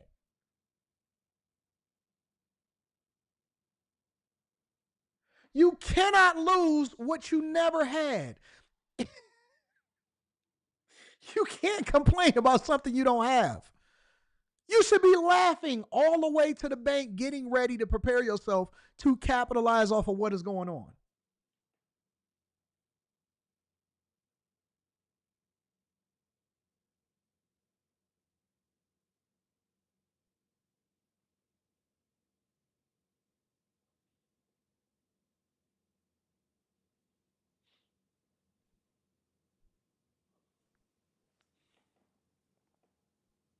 So you just watching and commenting and you ain't even getting no money from this? You don't have a vested interest either way. You just protesting for no reason. And if you're not using Trump to get yourself rich, I'm a conservative. I am a Republican. I want what's best for America, but I'm going to be absolutely honest and transparent with you guys. It does not matter who's president of the United States of America as far as my own personal finances. My daughter is going to be straight. My family is going to be straight. I'm going to get rich no matter what. Whether it's a Democrat or a Republican in office, I am going to get rich no matter what. I'm always going to be straight. If you understand how money works, if you understand what's going to happen when the Republicans come in, if you understand what's going to happen whether or not the Democrats is in, then you know. Nobody that is a billionaire is not going to be a billionaire. Nobody that's a millionaire is going to lose it all. We're going to get richer. Don't you know that every administration, no matter what happens, it becomes a bigger wealth gap between the rich and the poor? I am going to be unaffected either way. I am a conservative and I am a Republican because I have values that more closely align with my Christianity. I don't believe in immigration into this country. I don't believe that we should have men and women's bathrooms. I do believe in a family structure, and I want to leave this earth in a better space had I not been here. No matter what, I'm still going to get richer.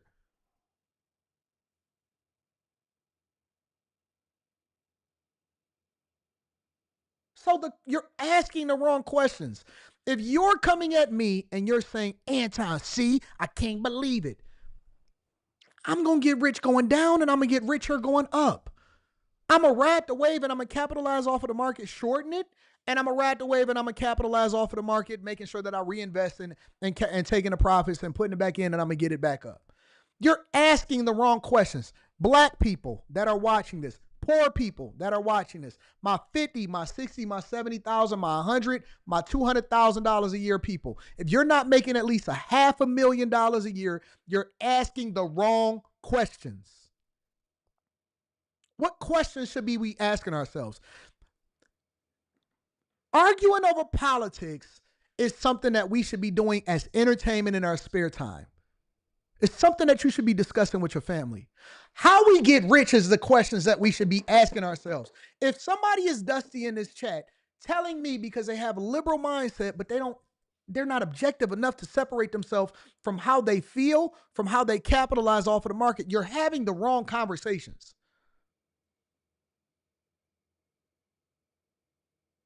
And for my black people, the ones that are at the bottom of the totem pole collectively, I'm not talking about your own individual situation, but collectively. Fam, you too broke to be sitting here having a conversation about how you feel about the market when you're not even invested. You trying to sell hair, dog. You a sports bettor. You trying to figure out how to be an options trader. Well, what are we talking about? Y'all was just arguing with me last week about whether or not black men can read. We having the wrong conversations. You too broke to be this concerned about whether or not something that ain't even affecting you is happening. You need to be having a whole nother conversation, big dog. What you talking about the market? You don't even own a home. Man, look at real estate prices. You live in your mama's basement. You planning on buying a home soon? Interest rates are affecting you. You want to know what the rates are, what's happening with real estate agents, and whether or not they're going to take 6% or 3%? Do you even know what I'm talking about? You know what a REIT is? Man, I can't believe this. Trump, man, he must be racist. What you talking about? Yo, you just got your car broke into by Ray Ray right next door to you. Man, look at the KKK in Ohio.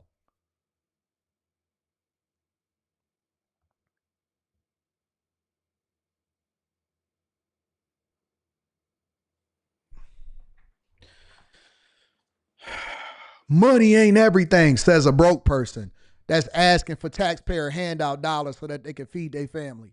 Okay. Go over to Mexico and tell me that money ain't everything. Well, they ain't giving you no handouts. Anyways, make sure you hit a like for the algorithm.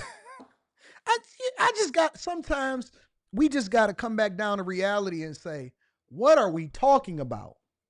What are you talking about, dog?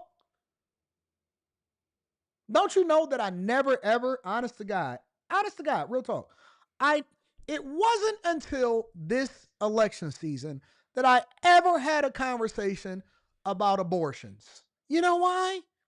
Because I was not affected by abortions. I only started getting involved in a conversation because it was a cultural norm and it started to be a shift. And I'll be looking at it like, man, this is important. I'm rich enough to be concerned about issues that don't even have anything to do with me now because I want the world to be better. You know, you start having a philanthropic mindset or, I don't like that. We need to change our community. You want to start doing stuff to help people. I was rich enough to start caring about things that didn't even affect me. I mean, you think I care about whether or not she have an abortion? That is a luxury for me to start being concerned about something that I ain't even involved in. I ain't worried about. I got a vasectomy. My daughter is 17. I don't care. I genuinely don't care. But I care because I have the luxury and the privilege to be able to do so now. Because I have some extra time on my hands to entertain the conversation. Before that, I had to be concerned about getting this money. You know what, dog? I mean, I know y'all talking about getting an abortion over there, but let me go get this money.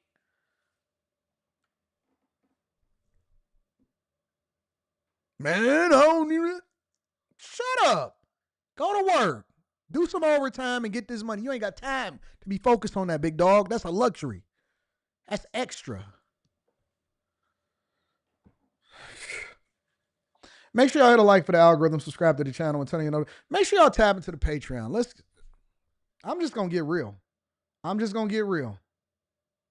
I didn't get snipped. I snipped. I'm not interested. Listen, I didn't want my chick on birth control anymore because it was affecting her body and stuff like that. So I'm like, you know what? I don't plan on having any more kids. Let's go ahead and fix this. Praetorian Guad says, agree with Anton. They reacted this way and on that and scared us and bailing out. They scared y'all into bailing out the corporations and taking y'all money out y'all 401ks. And y'all paid for it. Mary Martin says, you know how I know? Let me tell you something real quick. This is going to be a longer show today, so buckle up, Buttercup. You know how I know? You know what was the most glaring thing in 08? It's because I watched my father do the same thing that you guys are doing today. He panicked. And he took money out of his 401k. And I said, Dad, don't do it. We'll figure it out. We just going to come together and we going to do it together. And he was listening to other people. And they said, the sky is falling. The sky, because he wasn't, you know what I'm saying, that great with economics or whatever. He had good work ethic or whatever. And he took money out of his 401k. And I said, Jesus Christ. And I watched it. And I watched the market recover. And I watched everything continue to blow up. And I said, and he regretted it. He said, I never listen to these funky Democrats ever again. That's what he told me. In those words, he said, I will never listen to these funky Democrats ever again. He said, I should have listened to you. He said, I should have listened to you. I'm going to keep it real. I'm going to keep it so real with y'all. I am going to keep it so 100 with y'all. I am not going to sugarcoat anything. I'm going to keep it 100. That's what y'all know me for, right? He said I should have never did it. I said, what'd you spend the money on? He was like, I don't even remember.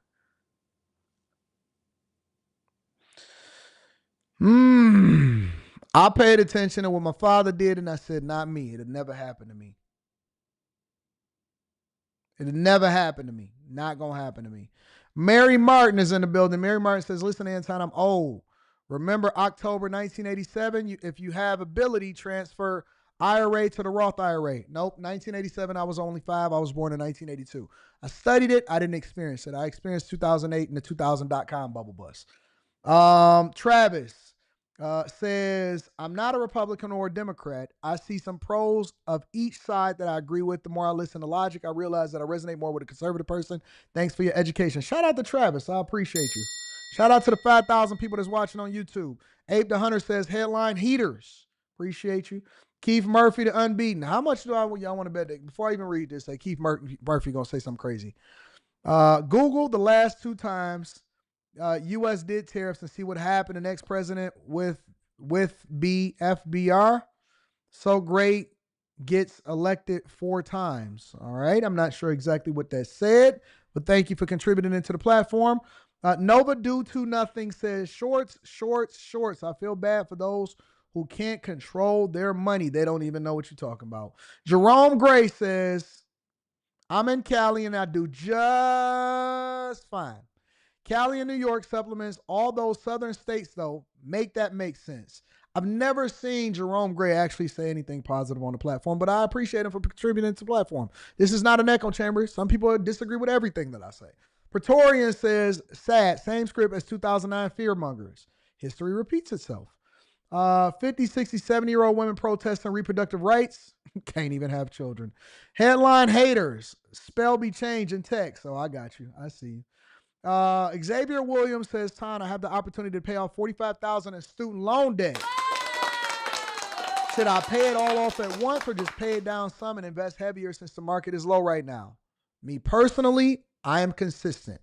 I believe that you should get rid of the interest 100% because you cannot climb the mountain with rocks in your backpack. I would completely get rid of it, and then I would dollar cost average your investing. Dollar cost average meaning the same money that you was paying on your student loans, now I would start to move that over into putting it into your investments, into your brokerage account. But also on top of that, I would automate the process, automate the investment process. The problem with people a lot of times is they get excited and they jump right in instead of just averaging it out. Just make it normal. Just make it normal. It's going to grow. For me, I'm paying off the debt 100%. Because you know what you're paying in interest. That's basically the money that you're losing every single month. Good morning, AD. I recently just got a job paying $142K. But I do have debt, $50K to be exact. I don't want to miss out on capitalizing on the market right now. Any advice? Turn 26 in July. You young. You got the rest of you got a runway. You got a hell of a runway. I promise you as a 26-year-old, you're going to go through this at least 3 or 4 times. Get rid of the debt. Get rid of the debt. Get rid of the debt. Get rid of the debt. Get rid of the debt. Get rid of the debt. Get rid of the debt. Say that 8 times fast. Solution Trucking Channel says, I'm up to 80 shares in NVIDIA right now. I'm loving this. Shout out to the Solution. Young Reckless got some smoke for me. Says, Anton, why have you forsaken us? Trump is ruining the country and taking us to hell with him. What should we do? Read some leader reconsider it's over? Oh, I tend to disagree with you, my friend. Chris Cunningham be like, people like to be dusty, AD, says Chris Cunningham. I know. Poverty begets poverty. What's up, AD? I recently saw your YouTube video about black men not knowing how to read. I have dyslexia and I am in my 40s. Do you know of any resources that can assist help with this type of issue? I'm not really sure exactly how dyslexia affects you. I'd have to Google that. Email me. Can you email me at antondaniels413@gmail.com? And then we can work together on helping you and finding some resources. I'm all for that. Shout out to you, big dog. Mama says, can you tell us how to get rich with a little bit of money? You can't get rich with a little bit of money. I joined your bag chaser today. Show us how a little bit of money we can barely get by. You cannot get rich with a little bit of money. You can get yourself comfortable by making strategic, smart decisions, lowering your lifestyle while continuing to average the amount that you invest in. I do not teach how to get rich quick. I'm sorry. I am going to be absolutely transparent and honest with you. I don't have any kind of courses. I don't sell courses. I don't do any of that. Join a live stream. You see it inside of the Bag Chasers. Join a live stream. I do not teach how to get rich quick. I'm sorry. I teach how to make sure that you make the right investments long term so that you can ensure your future. I cannot teach you how to get rich. I don't know how to do that. I'm sure that there's people that can probably help you with that. That's better. I don't know how to do that, babe. I'm sorry. I'm sorry, mama. I don't have any information on that. I don't want to give you bad information. I'm gonna be honest with you. Wyatt B says, too broke to worry about her body, her choice. Facts. Close your legs and get this money. Take advantage of the policies. Invest in self. Facts. I agree with you, Aaron L. Night J says, billionaires know America is too big to fail, hence why they're helping us with the economy. If they lose, if we lose, can't get rich from poor people. Facts. Jerome Gray says, I find the show entertaining, big dog. That's fair. I love that. Shout out to you for being a part of the crew. Xavier Williams says, there was a passing in a family and I was left some assets as a beneficiary. I knew you'd say pay it off. Just figured I'd check with the market says I'm not. Pay it off. Well, I'm glad that you got the confirmation. And congratulations on the come up. Take advantage of it. Do not fumble the bag even a little bit. All right. Make sure y'all tap into the Patreon. Link is in the description as well as pinned to the top of the chat. Tiege Hanley, 40% off your first order plus 20% off for life. Let's move on to the show. All right. Treasury Secretary Scott Bessent said that there does not have to be a recession. I have not watched this video. I want to watch it with you guys. Make sure y'all hit a like for the algorithm. Let's get into it. I love it. And he was on NBC and he had pulled up on CNN. But I want to get the most recent interview because I like this guy and I think that he's incredibly smart. And joining me now is Treasury Secretary Scott Bessent. Secretary Bessent, welcome back to Meet the Press. It's good to see you. It's great to have you back after a very big week. Let's start with the market reaction to President Trump's announcement of his tariffs. As I just laid out at the top of the program, the markets lost more than $6 trillion in value. Was this disruption always part of the plan, Mr. Secretary? Look, Chris, markets are organic. The animals, and you never know what the reaction is going to be. One thing that I can tell you as the Treasury Secretary, what I've been very impressed with is the market infrastructure, that we had record volume on Friday, and everything is working very smoothly, so the American people can be very take great comfort in that. And in terms of the market reaction, look, we get these short-term market reactions from time to time. The market consistently underestimates Donald Trump. I remember that in 2016, the night President Trump won, the market crashed. And it turned out he was going to be the most pro-business president in over a century, maybe in the history of the country. And we went on to very high after inflation returns for the next 4 years. So if you did not capitalize in 2016, and I just mentioned that, I literally just said that. I said, listen, I'm old enough to pay attention to what happened in 2008, 2000.com bubble burst, 2016, 2020. And you know what's so crazy about it? You usually don't get it this often. You don't get these cyclical opportunities to take advantage of what's happening in the market this often. That's just the honest to God truth. You don't get it this close, right? Like usually you get it further apart. You get it every 16 years. You get it every 20 years. You may have a blip within an 8 to 10 year span. You don't get this opportunity this often. But if you were a person that took advantage of what happened in 2016, because guess what they said? The sky is falling. The sky is falling. And we ran it up and we got richer. At that time, we got richer than we ever had before. At the end of Trump's term, and this is a fact, and I documented it on my channel, on the Anton Daniels channel, in 2019 is when I retired from corporate America the first time, got out of the business, made sure that I stayed consistent, upgraded my season tickets, and I was ready to retire for the rest of my life because we had truly been in a great position to capitalize off of what was going on in the market and also what happened in real estate over the last 10 years prior before that.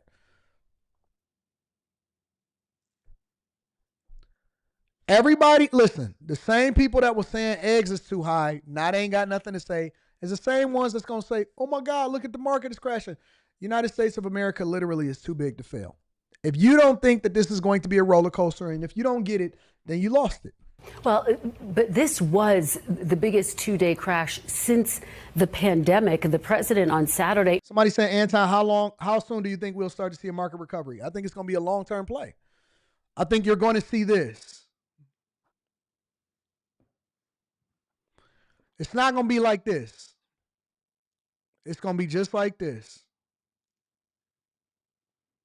It's going to be some ebbs and some flows, and it's going to slowly do like this. And then by the end of in 2028, we're going to see who the winners are. urging people, quote, to hang tough, saying it won't be easy.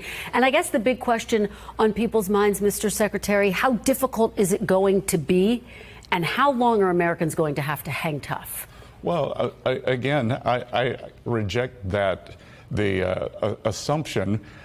There doesn't have to be a recession. Who knows how the market is going to react in a day, in a week. What we are looking at is building the long-term economic fundamentals for prosperity that I think the previous administration had put us on a course toward financial calamity.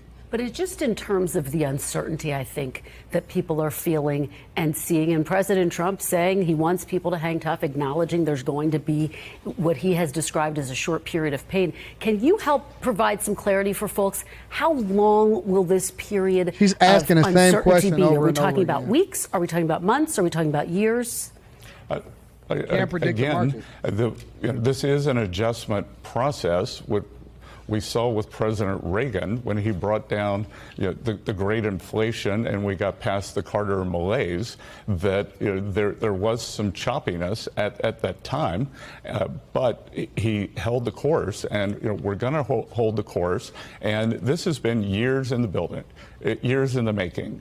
This unsustainable system, our trading partners have taken advantage of us. We can see that through the large surpluses. We can see this through the large budget deficits. Yep. And also, Chris, this is a national security problem, which we saw during COVID.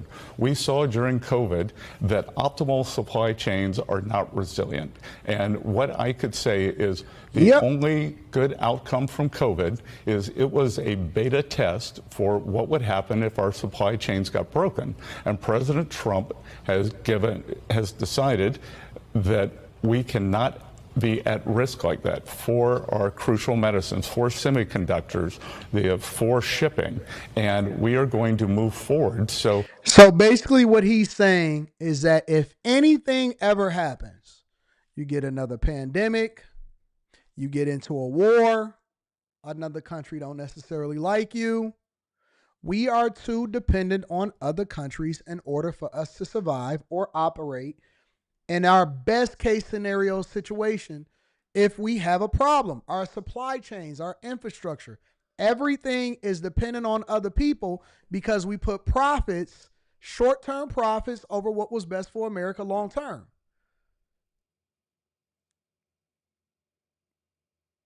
That then forces us to then acquiesce over to other countries and give them better deals, even at the behest, even at the demise of America. Why? Because we want to maintain a relationship because they give us cheap medicine. We want to maintain relationships because they are now the world's #1 steel producer, and they're exporting more in the United States of America than we're exporting. And we don't even make anything inside of the United States of America anymore. It is a national security risk. When they say it's a national security risk for us to be in this position, that is what they mean. We can't be dependent on other countries for the things that's best for America. It's a nice to have as a supplement, but it should not be a requirement for our survival. It should not be a requirement for us to be able to make sure that we're taken care of as far as if a war or a pandemic was to ever happen. And we experienced it during the 2020 pandemic. We seen it. And that's why all of y'all was running out there to buy toilet paper and what else was they buying? Hand sanitizer. Y'all was buying toilet paper and hand sanitizer. the American people can know that they are going to have a more secure. People saying jobs ain't coming. Y'all so evil and cynical. Jobs ain't coming back. Jobs ain't gonna come back. So evil. No, you just lazy. You're just lazy because you don't even know how to work with your hands no more. You don't know how to change a tire. So you couldn't imagine a possibility of actually going to get a real job to do something to better your family. That's the problem. You can't imagine actually doing manual labor as a man. Man, jobs ain't coming. Man, get out the goddamn call center and go and do something. You want to sit in the call center with the ladies for the rest of your life. You can't imagine actually doing something with your hands that's going to generate more revenue for your family. Man, my feet hurt. I've been standing up too long. Get out the call center, fatso. just keep on eating lunch every day. But I want to go out to lunch with my coworkers. I don't want to get dirty. Jobs ain't coming back. Nah, it's plenty of jobs. You just lazy, bigums. Go get you a job. It's plenty of them hiring out here. It's just not the ones that you, man, that's why I went to school for underwater basket weaving degrees. That's why I went to school to go African American studies, because I don't want to do that. Get up.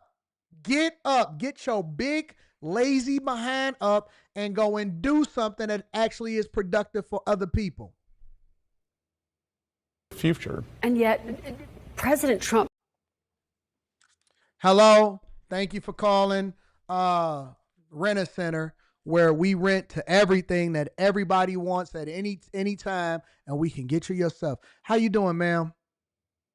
No. Want to see a manager? Get up. Promised that he was going to improve the economy starting on day one. He said prices are going to come down. More than 160 million Americans, Mr. Secretary, as you know, are invested in the market. Many of them have spent their lives saving for their retirement. What is your message to Americans who want to retire right now and who've just seen their lifetime savings drop significantly? Well, Chris, I think that's a false narrative. Americans who want to retire right now, the Americans who have put away for years in their savings accounts, I think they don't look at the day-to-day fluctuations of what's happening. And, in fact, most Americans don't have everything in the market. Most Americans in a 401k have what's called a 60-40 account. That is 60 of 40 accounts that are down 5 or 6% on the year. People have a long-term view. They have a program. That the reason the stock market is considered a good investment is because it's a long-term investment. If you look day to day, it's not week supposed to to be week, short-term. it's very risky. Over the long term, it's a good investment. President Trump's tariffs are being described as the biggest tax hike on Americans in decades. They could cost the average household thousands of dollars.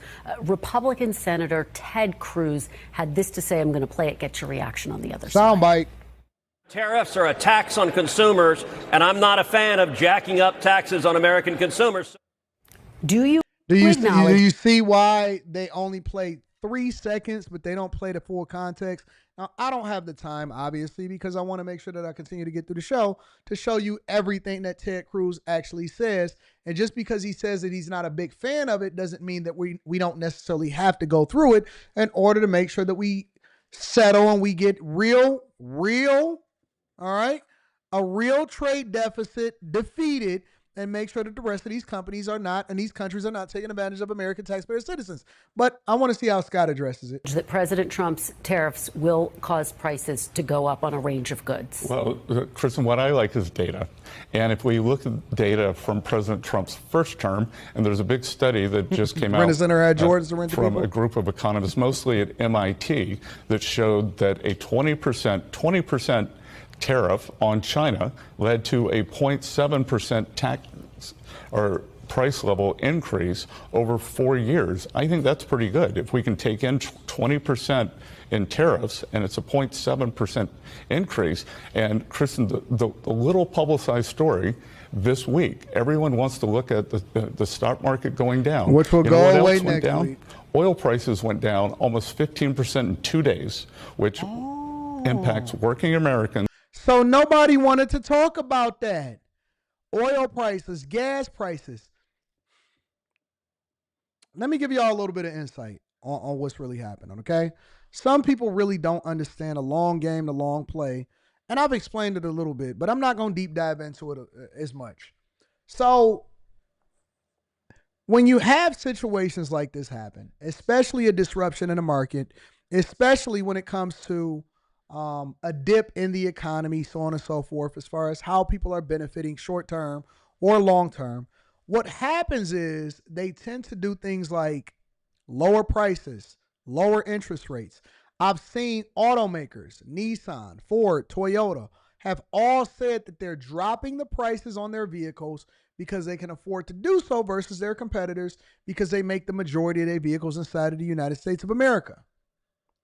What happens when you lower interest rates is you get better credit card rates. You get lower rates on homes, which also stimulates the economy because it encourages people to have a rotation, buyers and sellers. People then can afford to move, more importantly. But here's the biggest play. The United States of America has $36 trillion in debt. $37 trillion in debt. What happens is we also pay a lower rate on the interest of that debt, which then continues to contribute into whether or not we're operating at a budget surplus or a budget deficit. When you lower rates, which is what is about to start happening, and I'm not going to deep dive too much into this, when you're lowering rates because of what has happened in the economy, that means the United States of America effectively pays less on the interest in what we're basically incurring on a yearly basis, on an annual basis of $1 to $2 trillion. But MSNBC and CNN and all of these places, they're not going to have that conversation with you. They're not going to tell you that we are now going to be effectively paying a lower interest rate on the debt that we already service. When interest rates continue to explode under the Biden administration, why? Because they didn't have policies in place and they didn't know how to control inflation. And so they artificially raised interest rates in order to try to what?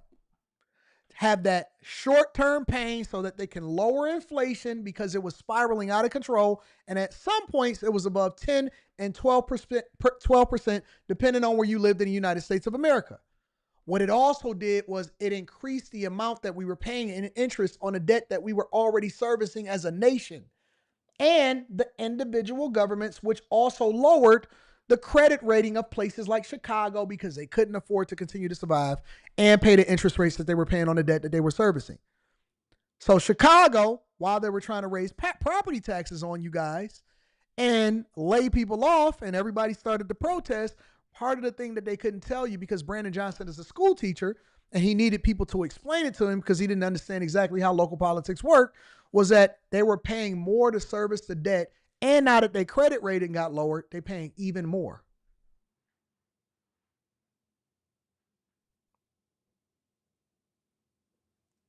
The United States of America actually saves money, while at the same time it's a buying opportunity for the people that really want to capitalize off of the market.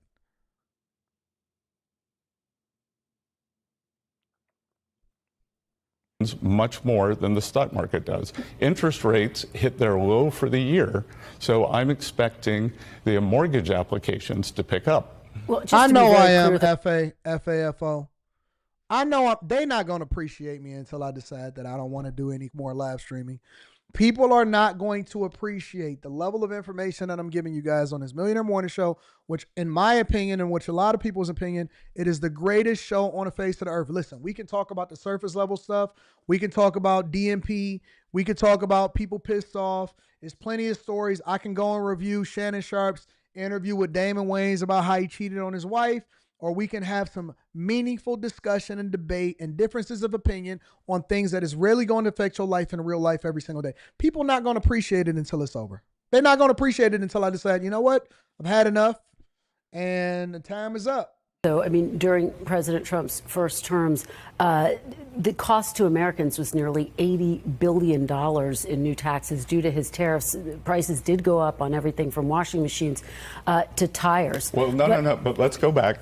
The aggregate number was 0.7, so we can discern the individual things. Also, households saw real net wages go up. So if wages go up faster than prices, which is not what happened over the past 4 years, that's why the bottom 50% got eviscerated. Well, let me ask you about your view, because too last smart for January her. you wrote that, quote, tariffs are inflationary. The Fed chair said the same thing on Friday, that tariffs announced this week cause higher inflation. Have you expressed any concerns to President Trump directly that his tariff policy could be inflationary? No, what I've said is tariffs are a one-time price adjustment. So there's a big difference between insipid endemic inflation within the system and consistent price level increases and a one-time adjustment. But the other thing that we're doing is we are raising wages for working Americans. We're bringing down regulation. So there are estimates that regulations have cost the average household about $8,000, that when we get this tax bill through, then we will make the tax levels permanent. And again, the drop in the energy prices, the drop in interest cost. Scott, they don't want to talk about all of that. Real after-tax wages are going to go up for Americans, and that's what's important. So make sure y'all hit a like for the algorithm, subscribe to the channel, and turn on your notifications. Scott Vincent, ladies and gentlemen, explaining. And I like these little boring nerd guys because they have a lot of insight and they can really give you more context. People don't like that. They like headlines. They don't like the fact that their true cost of living is going down, that their wages is growing up, wage growth is growing up, opportunities and jobs is going up. And if you create jobs and people are not necessarily taking advantage of them, what does it do? It creates more demand, or it creates more demand to where people then have to make sure that the wages go up in order for them to recruit the people to do the jobs that they want them to do. Make sure y'all hit a like for the algorithm, subscribe to the channel, and turn on your notifications. Hold on, let me do something really quick with it.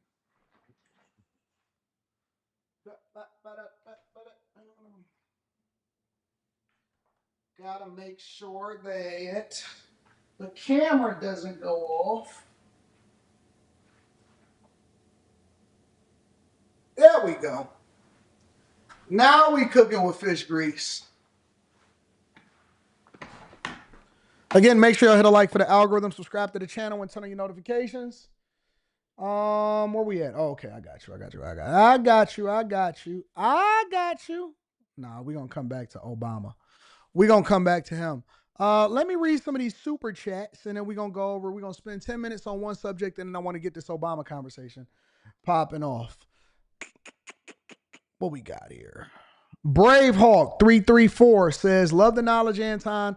All this gets even crazier when you understand the so-called blacks are the true American Indians. You're leading the wave, touching the people. Shout out to Bravehawk. Miss Freckles is in the building, says, my life has completely changed by keeping God first, absorbing bag chaser knowledge, and continually applying what I learned. Special shout out to TCR2. Thank you, Anton, for not gatekeeping. No statistic here. Talk about it, baby. Shout out to Miss Freckles. Keith Murphy says, I'm the opposite of your dad. Those Bush-Cheney years made me turn on Republicans. I was independent until then. Iraq war and housing crash turned me.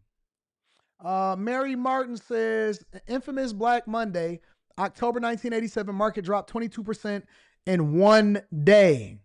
That's a fact. Denise Martin, shout out to D. D in the building says, we invested in our first home during the crash of 2014. My house is almost paid off, and it is 4 times the value. I'm retired and a stay-at-home wife. Now talk about it, baby. I love that. Get that money.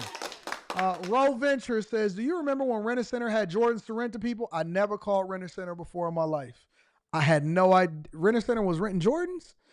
Hard times create strong men create good times create weak men, and weak men create hard times. Shout out to Ken. I appreciate you.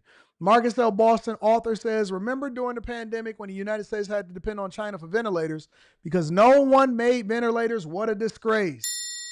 And then we had to repurpose 4 factories and stuff in order to start to get it popping. Saquon says, good afternoon, Anton. Do you discuss day trading in your stock group? If so, where can I find a link to join? I do not do day trading. I do not advocate for it. I don't discuss it at all. So I'm sorry. I only do long-term. I only talk about long-term investing. And so I do not advocate for day trading. Roe Venture says it was here until upstate New York. Mark says, look at all of this fear and doubt, and you'll get the answer to why we never had politicians take care of business like Trump is doing now. We are first world cop. Yep. Because more politicians are more concerned about getting elected than they are about doing the right thing. Hey, Anton, do you think Trump will be able to make more headway once he is able to get new chairman of the Fed? We're going to find out. I don't know if he's going to actually be able to get a new chairman of the Fed yet. That's up for debate. Wyatt B says, AD, we can't be giving away this information for free. Join the Patreon, you brokies. Now, sometimes we give him a little bit. Lil Black Duck 2001 says, I'm dyslexic, and there was ways to work through it depending depends on the type you suffer from. If Wentworth, if you're a chaser, hit me up in the Discord. Make sure y'all tap in and link up with your friends in the Discord. LaFleur says, to a degree, I agree with you, Anton, but the job can be a starting point to push your career in a different field. Facts. I agree with that. But from a CSR point of view, you learn a lot of customers' financial hardships. We tried to save them, but still need help. Shout out to LaFleur. I appreciate you. And thank you to everybody that continue to tap in. Make sure y'all tap into the Patreon link. Is this a fire stream or not? These last 3 streams, the 2 that I had in Thursday and Friday, and then this one, I'm really giving y'all some overtime on this. So make sure y'all appreciate it and send this to your family and friends. World leaders. I want to spend 10 minutes on this. Trump says world leaders, over 50 world leaders has contacted him, and they are trying to negotiate because they believe that it is in their best interest to try to figure it out. Check it out. Donald Trump's tariffs are causing mass hysteria across the globe. But it seems as if the extreme measure may just be working exactly as Trump planned all along. Since announcing the tariffs just days ago, over 50 world leaders have called the president to negotiate in the hopes of reaching a free trade deal that will be mutually beneficial to all. I got a report from the USTR last night that more than 50 countries have reached out to the president to begin a negotiation. But they're doing that because they understand that they bear a lot of the tariff. And so I don't think that you're going to see a big effect on the consumer in the U.S. because I do think that the reason why we have a persistent long-run trade deficit is these people have very inelastic supply. They've been dumping goods into the country in order to create jobs, say, in China. And in addition to several leaders jumping on the phone, some have even gone further, immediately cutting their tariffs on the United States to show they are serious about maintaining their close relationship with the superpower. Taiwan's President Lai Ching-te released a statement saying he would be scrapping tariffs on US imports as a basis for trade negotiations. Now, the message that he basically typed up, and this is Taiwan's president. Now remember, what is Taiwan and what do they do great? Taiwan are the ones that we source the majority of our semiconductor chips that power every single thing that we use. Your laptops, your cameras. A lot of these cars have 50, if not 100 different semiconductor chips in them, depending on the level of technology that's inside of these vehicles. Artificial intelligence, TVs, everything that we can think of, we are basically leveraging semiconductor chips, which is one of the reasons why we used to let Taiwan take advantage of us, and we input them into the countries that we would give money over to because we didn't want that to go over to China. So Taiwan, also on top of that, have been leveraging tariffs on us for the longest.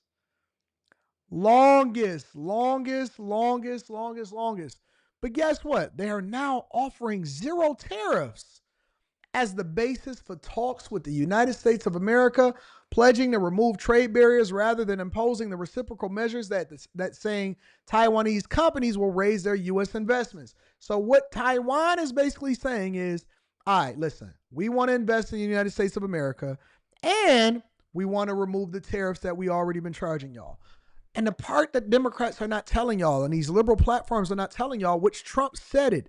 Trump said it during his address when he said that he was implementing tariffs, and he went through country by country and said, this is what they charging us, especially when you take into consideration this cost and this cost and this cost. This is what they're charging us on tariffs, and this is why we're now going to tariff them. And we still being nice to them. We're still being too nice to them. But instead of liberals having that conversation, the only thing that they care about is getting y'all little Shein and Temu products in. But here's the question. Why were they tariffing us in the first place?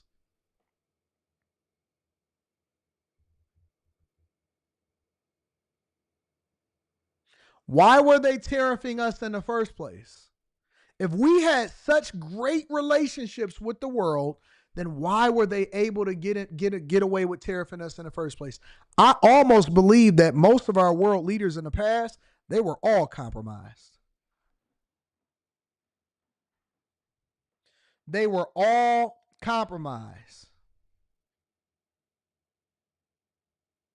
Why were they tariffing us in the first place? If we had such great relationships with them, how come they didn't want to come to the table until they actually seen Trump implement the tariffs? All of this time, all the way up until last week, they was like, you know what? We just going to ride the wave. Now they want to come to the table as the basis for our talks. How come ain't nobody talking about that? Y'all know what y'all did? Y'all just absorbed the cost. Took your L. This comes after Israel's Prime Minister Benjamin Netanyahu was the first leader to cut tariffs on US goods after Trump's historic Liberation Day speech. And Netanyahu hasn't wasted any time, jetting into Washington for talks with the president tomorrow. Oh, now the you Prime want to talk. Minister said, I am heading to the US at the invitation of President Trump Now to you wanna discuss the talk. hostages, the completion of the victory in Gaza, and the tariffs also applied to Israel. I hope I can help in this matter. And Vietnam has also hopped on the bandwagon to cut tariffs to maintain their relationship with the US. President Trump said, just had a very productive call with To Lam, General Secretary of the Communist Party of Vietnam, who told me that Vietnam wants to cut their tariffs down to zero if they are able to make an agreement with the US. This news sent... Oh, now they want to start having more conversations. So it is working. Nike's stock price back up. And you know what's so funny? Now you understand the context behind why Nike stock had went up. Why? Because we make a lot of our shoes over in Vietnam. And it's a direct reflection of the stock price of Nike. And so now y'all want to say, well, no, I want to invest in Nike. I want to invest in, don't do the short-term plays. Don't do the short-term plays. And it's not only Nike. They're using slave labor and all of these. Hey, what happened to all of the people that were concerned about slave labor and wages, and we need to make sure that we eliminate this because this is a human rights issue and stuff? How come none of the liberals care about that? I agree, Tia Maria. It means they could have done this before this. How come all of the people that are tree huggers don't care? ATL College Park. Okay, cool. Well, I tell you what, ATL College Park says, Anton sounds smart to people who know zero about trading. All right, cool. Well, this is your lucky day because I feel good today, and so I'm willing to let you educate me, and I'm open to the conversation. So what I'll do, ATL shouted. What I'm willing to do for ATL College Park. So I'm going to drop the link in the chat, and you don't even have to cam up if you don't want to. But I'm going to drop the link in the chat for you to be able to call in and educate me. So I'm going to leave that link up for the next 5 minutes, and then we're going to go from there. Since I'm so stupid. I'm like the stupidest millionaire that I've ever seen in my life. Stupidest. So there you go, big dog. Come and educate me. Bring me up to speed. It is 1:08 Eastern. Check my rose gold Rolex that is so stupid. And I'll give you till 1:13. All right. There you go, big dog. Make it work. As the iconic shoes are made in Vietnam. So I've seen a lot of people sharing stories about how Nike's lost $10 billion in market cap because of the ongoing trade wars and Trump's reciprocal tariffs. Nike makes a lot of their product in Vietnam, and Vietnam actually has been charging the U.S. 90% on their tariffs towards us. And all Trump had to do was say, we are going to charge you, Vietnam, a reciprocal tariff of 46%. And guess what happened? Their leader, To Lam, as reported by the Wall Street Journal, actually got on the phone with Trump and said that they want to negotiate with us and get to a point where they don't charge us anything, where they charge us 4 more minutes, big dog. Give me a call. zero in tariffs in exchange for no more reciprocal tariffs. So essentially, this is the art of the deal personified. This is exactly what Trump was wanting to do and what he's actually seeing get done as one country after another continues to cave, continues to fold, and realize that they need us far more than we need them. And honestly, this news has actually helped to bolster Nike's stock. It's been reported that their stock was up almost 4% on this news. So don't fall for the fear mongering that the left is going to push on you and say this is anti-American, anti-America first. Countries are realizing that they need us more than we need them. And that's a very powerful and very good thing. Cambodia has also caved after the shock of Trump's 45% tariff on Cambodian exports. This commentator said, in a state of panic, the Cambodian Prime Minister Hun Manet sent a letter proposing a significant tariff cut on the United States. No. We don't want a tariff cut. We don't want any tariffs at all, okay? Cambodia proposed a reduction of Big dog, 3 minutes, man. Hit me up, big dog. Tariffs on 19 key export categories from their current rates, ranging from 7% to 35% to a uniform 5%. But perhaps the most shocking turn has come from UK Prime Minister Keir Starmer, who on Monday, UK time, will declare globalisation has failed and back Trump's tariffs despite talking tough on the measures just days ago, the Times revealed. UK Prime Minister Keir Starmer will declare on Monday that globalisation has failed and that he understands President Trump's decision on tariffs. Trump has done something that we don't agree with, but there's a reason why people are behind him on this. The tariffs come after Donald Trump proposed to make America great again by bringing back US manufacturing and economic security. It seems some didn't take this election promise seriously and are now shocked at the outcome unfolding as we speak. But Deputy Chief of Staff Stephen Miller reiterated the need for the tariffs on Fox over the weekend. What is globalization? What is this economic policy that our elites in the United States, so-called elites, have had for the last half century, Democrat and Republican? Globalization is the redistribution of American wealth to foreign countries. And that is exactly what it is. They like to use these terms and say globalization as though we are in partnership with other people, but we are basically being misused, not used. We've been misused for so long, and we finally got a politician that actually do the work, that's not worried about being reelected, that is supposed to do the work of the politicians before us, including Obama, which we will talk about shortly. ATL College Park, if you can give me a call, bro, I'll give you an extra couple minutes because it's pretty much up, but I'll give you an extra couple minutes. I dropped the link in the chat 3 times. But globalization has basically meant take advantage of American taxpayers. And I think that people, because they don't understand the terms, because they don't understand what is happening to our country, because they are not America first and they're so caught up in their emotions. And so that is the thing that drives them to protest or to feel as though we are losing out on something when really we gain it for not only ourselves, but for the future generations after us. It is time for some type of politician to make the sacrifice. And I think that the American people are on board. ATL College Park, are you there? What happened, big dog?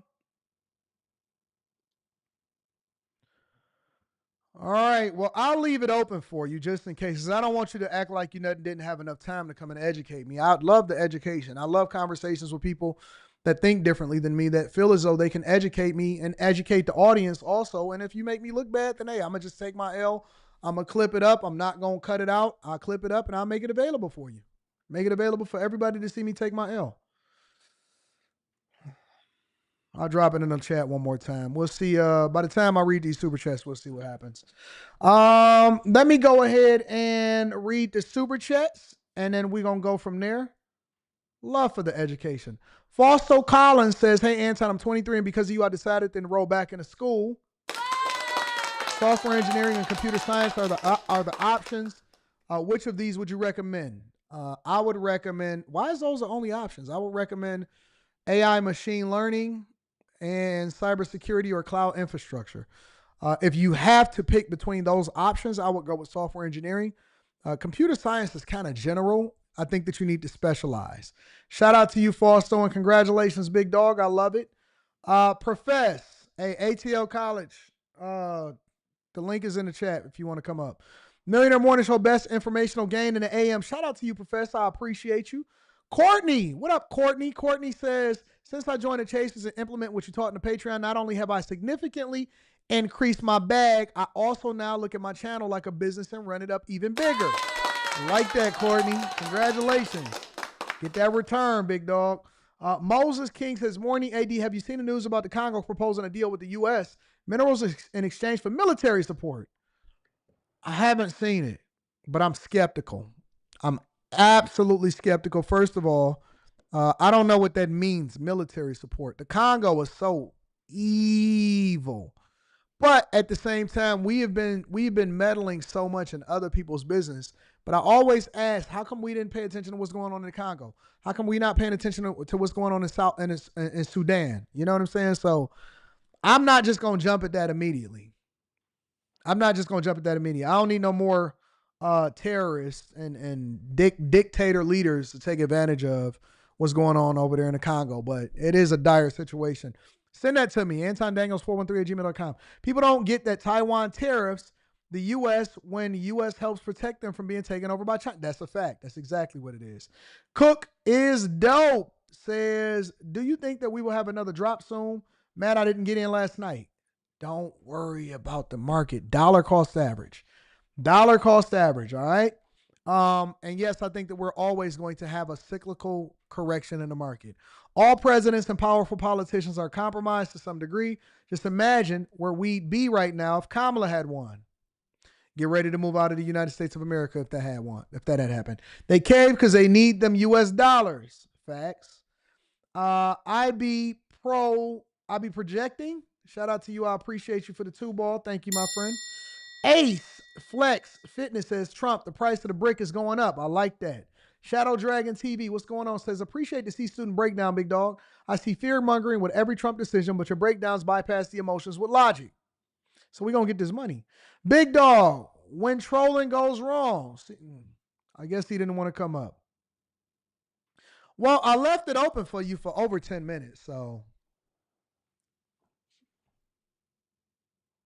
How come nobody ever want to give me the game? I give all kind of game, and then nobody want to come up and help me to understand why I'm wrong. Anton telling his time on his analog face Rolex is pissing off folks. I can only tell time on it. You remember that conversation, Tia Marie? Shout out to my girl Tia Marie and everybody that watch on After Hours. Make sure y'all subscribe to the other platforms that I'm on. Toya S says, shout out to Rita Reed for landing the most handsome dapper dolphin.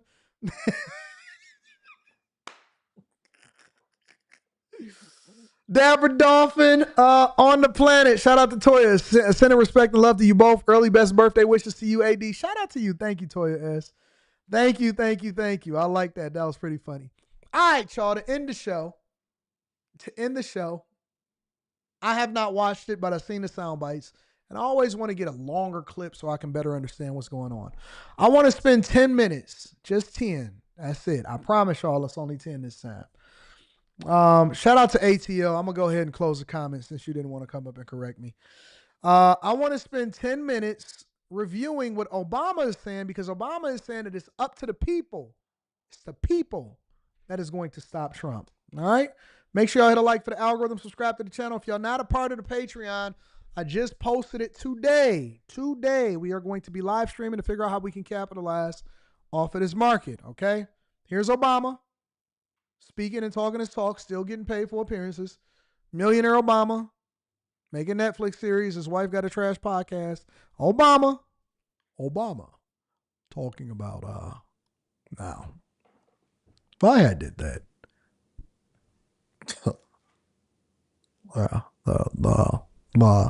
the Trump administration is tumultuous at best. Okay?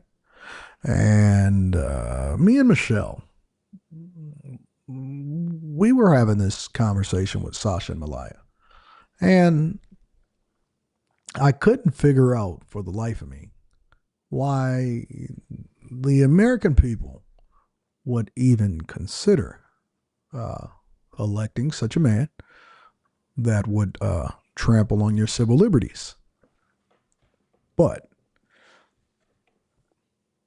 the conclusion that we came to is it's up to you guys, the voters, the constituents, the people. And my lasting legacy is you guys have to stand up for what Sasha and Malaya Their future depends on it. Your future depends on it. So we're going to go and make another Netflix documentary. I'm going to narrate the next National Geographic Dolphins documentary. And I'm going to call Michelle and her brother. Have you guys seen the latest, in my opinion, podcast from Michelle? Something special. Here's Obama, ladies and gentlemen, breaking down why it's on the people to stop Trump. This has to do with something more precious.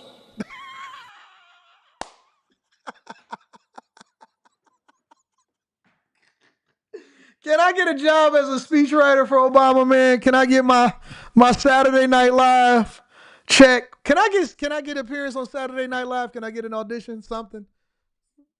Dog. Honestly, I have not seen this. I only seen the soundbite. I seen like a 15-second soundbite on Instagram. Which is, who are we as a country, and what values do we stand for? And now, this is not just an abstraction, and I think this is one of the challenges that we have. And I saw this even before the last election. Honest to God, on my father's grave.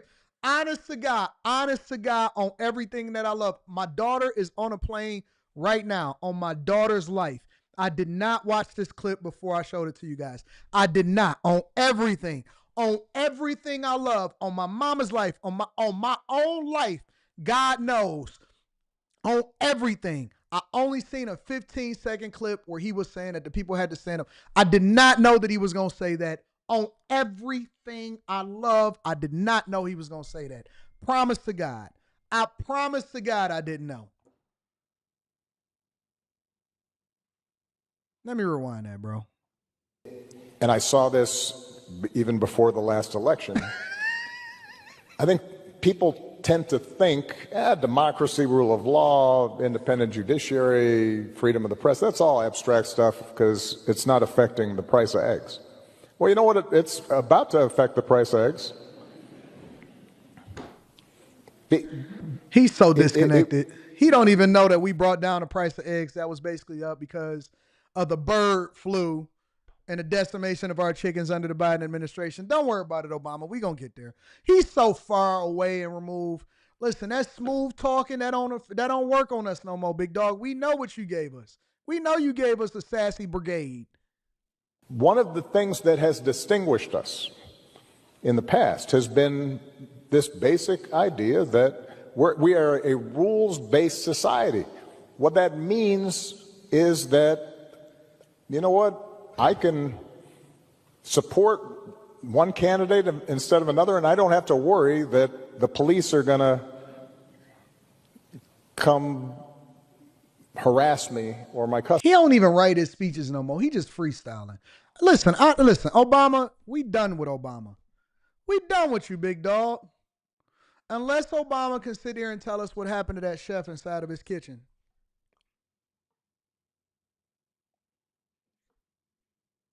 We done with Obama. We don't want to hear from you. We don't want to hear from Michelle. We don't want to hear from Michelle's brother.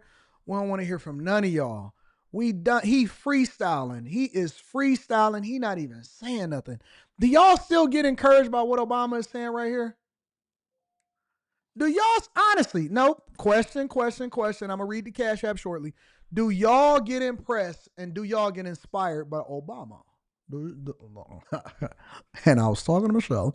Do y'all get inspired by what is going on with Obama? Just a question. Customers. That's what happens in other places. That's what happens in Russia. Y'all about to make me throw this water bottle at my cat. We take for granted the idea that we don't have to pay bribes or hire somebody's cousin in order to get a business permit. What the f is he talking about, bro? That's how we built the economy we did. That's why this place worked. And I'm accurate, and I hit all the of camera. us to fix this. It's not going to be because somebody comes and saves you. The most important office in this democracy is the citizen, the ordinary person who says, no, that's not right. You know, it has been easy during most of our lifetimes to say you are a progressive, or say you are for social justice, or say you're for free speech, and not have to pay a price for it. And now I don't know what he's talking about either. You know what? But they feeling like he's so prolific. If you go into the comments of ABC or any of these other channels that has aired some of this stuff, you know what they saying inside of the chat? Oh my God, greatest president of all time. I see them say the same thing with Jasmine Crockett. I would vote for her. I see the same thing with AOC. Man, listen, this is how Democrats finesse y'all. This is the way that Democrats have finessed y'all. Don't worry about it. I put on my Apple Watch. You're going to see why inside of the vlog that I drop probably tomorrow. I got to make sure that I get my steps in. Want to close all of my rings. 30 minutes workout, 12 hours of 12 different instances within the hours of standing up. And I got to get at least 1,000 calories on my Apple Watch. So I got to make sure that I close all of my rings. Every day I'm dedicated to making sure that we healthy as ever. But this is how Democrats have finessed y'all. They have really did a number on y'all. They can talk about nothing. Trump gets criticized about the fact that, you know, they say, oh, he's not as articulate and all of this stuff. He has cadences or whatever, but Trump speaks to you directly. He gives you access. He doesn't shift the conversation. He's not word salading you to death. He gonna tell you, hey, listen, we put in tariffs on these other countries. They're reciprocal based off of the fact that we did these calculations. I got some guys in the back. I'm not an economist, but I'm a businessman, and I know who to hire the right people to put in place to find out what the piss they charging us. Homie in the back, I got a quant. That's what they said on The Big Short. His Asian quant. I got an Asian quant in the back. My Asian quant came up with an equation, and he said that this is what they charging us, and so we're going to do reciprocal tariffs. We're not going to have people coming into the country illegally. You know, they've been using this CBP One app. We're going to change it to CBP Home, and we're going to let them self-deport. We're going to get Tom Homan out there on the job. He's going to find these immigrants in these places, these illegal migrants that ain't doing the thing that they supposed to do. They're going to get to the back of the line. He just break it down very simple and just tell us, Obama and them, they've been finessing us since the beginning of time. Keep on lying to us. Keep on talking real slow, one word per minute. What? Just tell us the real. Okay, so you continue to fund these government programs to ensure that things is going on behind the scenes that's benefiting you and your friends, and you got super rich after getting into the White House. You didn't go back to Chicago. You're building the presidential library, and Michelle got a bad podcast. That's the truth. Not enough just to say you're for something. You may actually have Look to at his foot. Why is his foot do something turned? and possibly sacrifice a little bit. What is his foot doing? So is that even a real if you're man? a law firm being threatened, you might have to say, okay, we will lose some business because we're going to stand for a principle. If you are a university, you may have to say, figure out, are we in fact doing things right? Have we in fact violated our own values, our own code, violated the law in some fashion? If not, and you're just being intimidated, well, you should be able to say, well, that's why we got this big endowment. Yeah, like universities are going to forego hundreds of millions of dollars in research and development and grants from the federal government because they want to continue to stand with diversity, equity, and inclusion. This is one of the most disingenuous speeches that I've ever heard in my entire life. But go ahead. Let Obama get y'all removed. Depend on your only endowment. Go ahead and turn into a private college and see how that play out. Or meet the expectations and stop letting people in based off of diversity, equity, and inclusion, and let people get in off their own merit And we're going to do things the right way. Stop letting men play in women's sports in the NCAA. Think about this for it. Look at what Obama is saying to y'all. And y'all actually go with this stuff. Y'all raging liberals, y'all look at it. There are universities that want men and women's sports, and they're willing to put hundreds of millions of dollars on the line because of it. That makes sense to you? That's not a human rights or a civil rights violation. The human rights violation is letting a man beat up on a woman in a women's sport. Y'all willing to let Obama talk y'all into letting men go in women's bathrooms and forego all of the millions of dollars that go over to these universities because you want to be woke?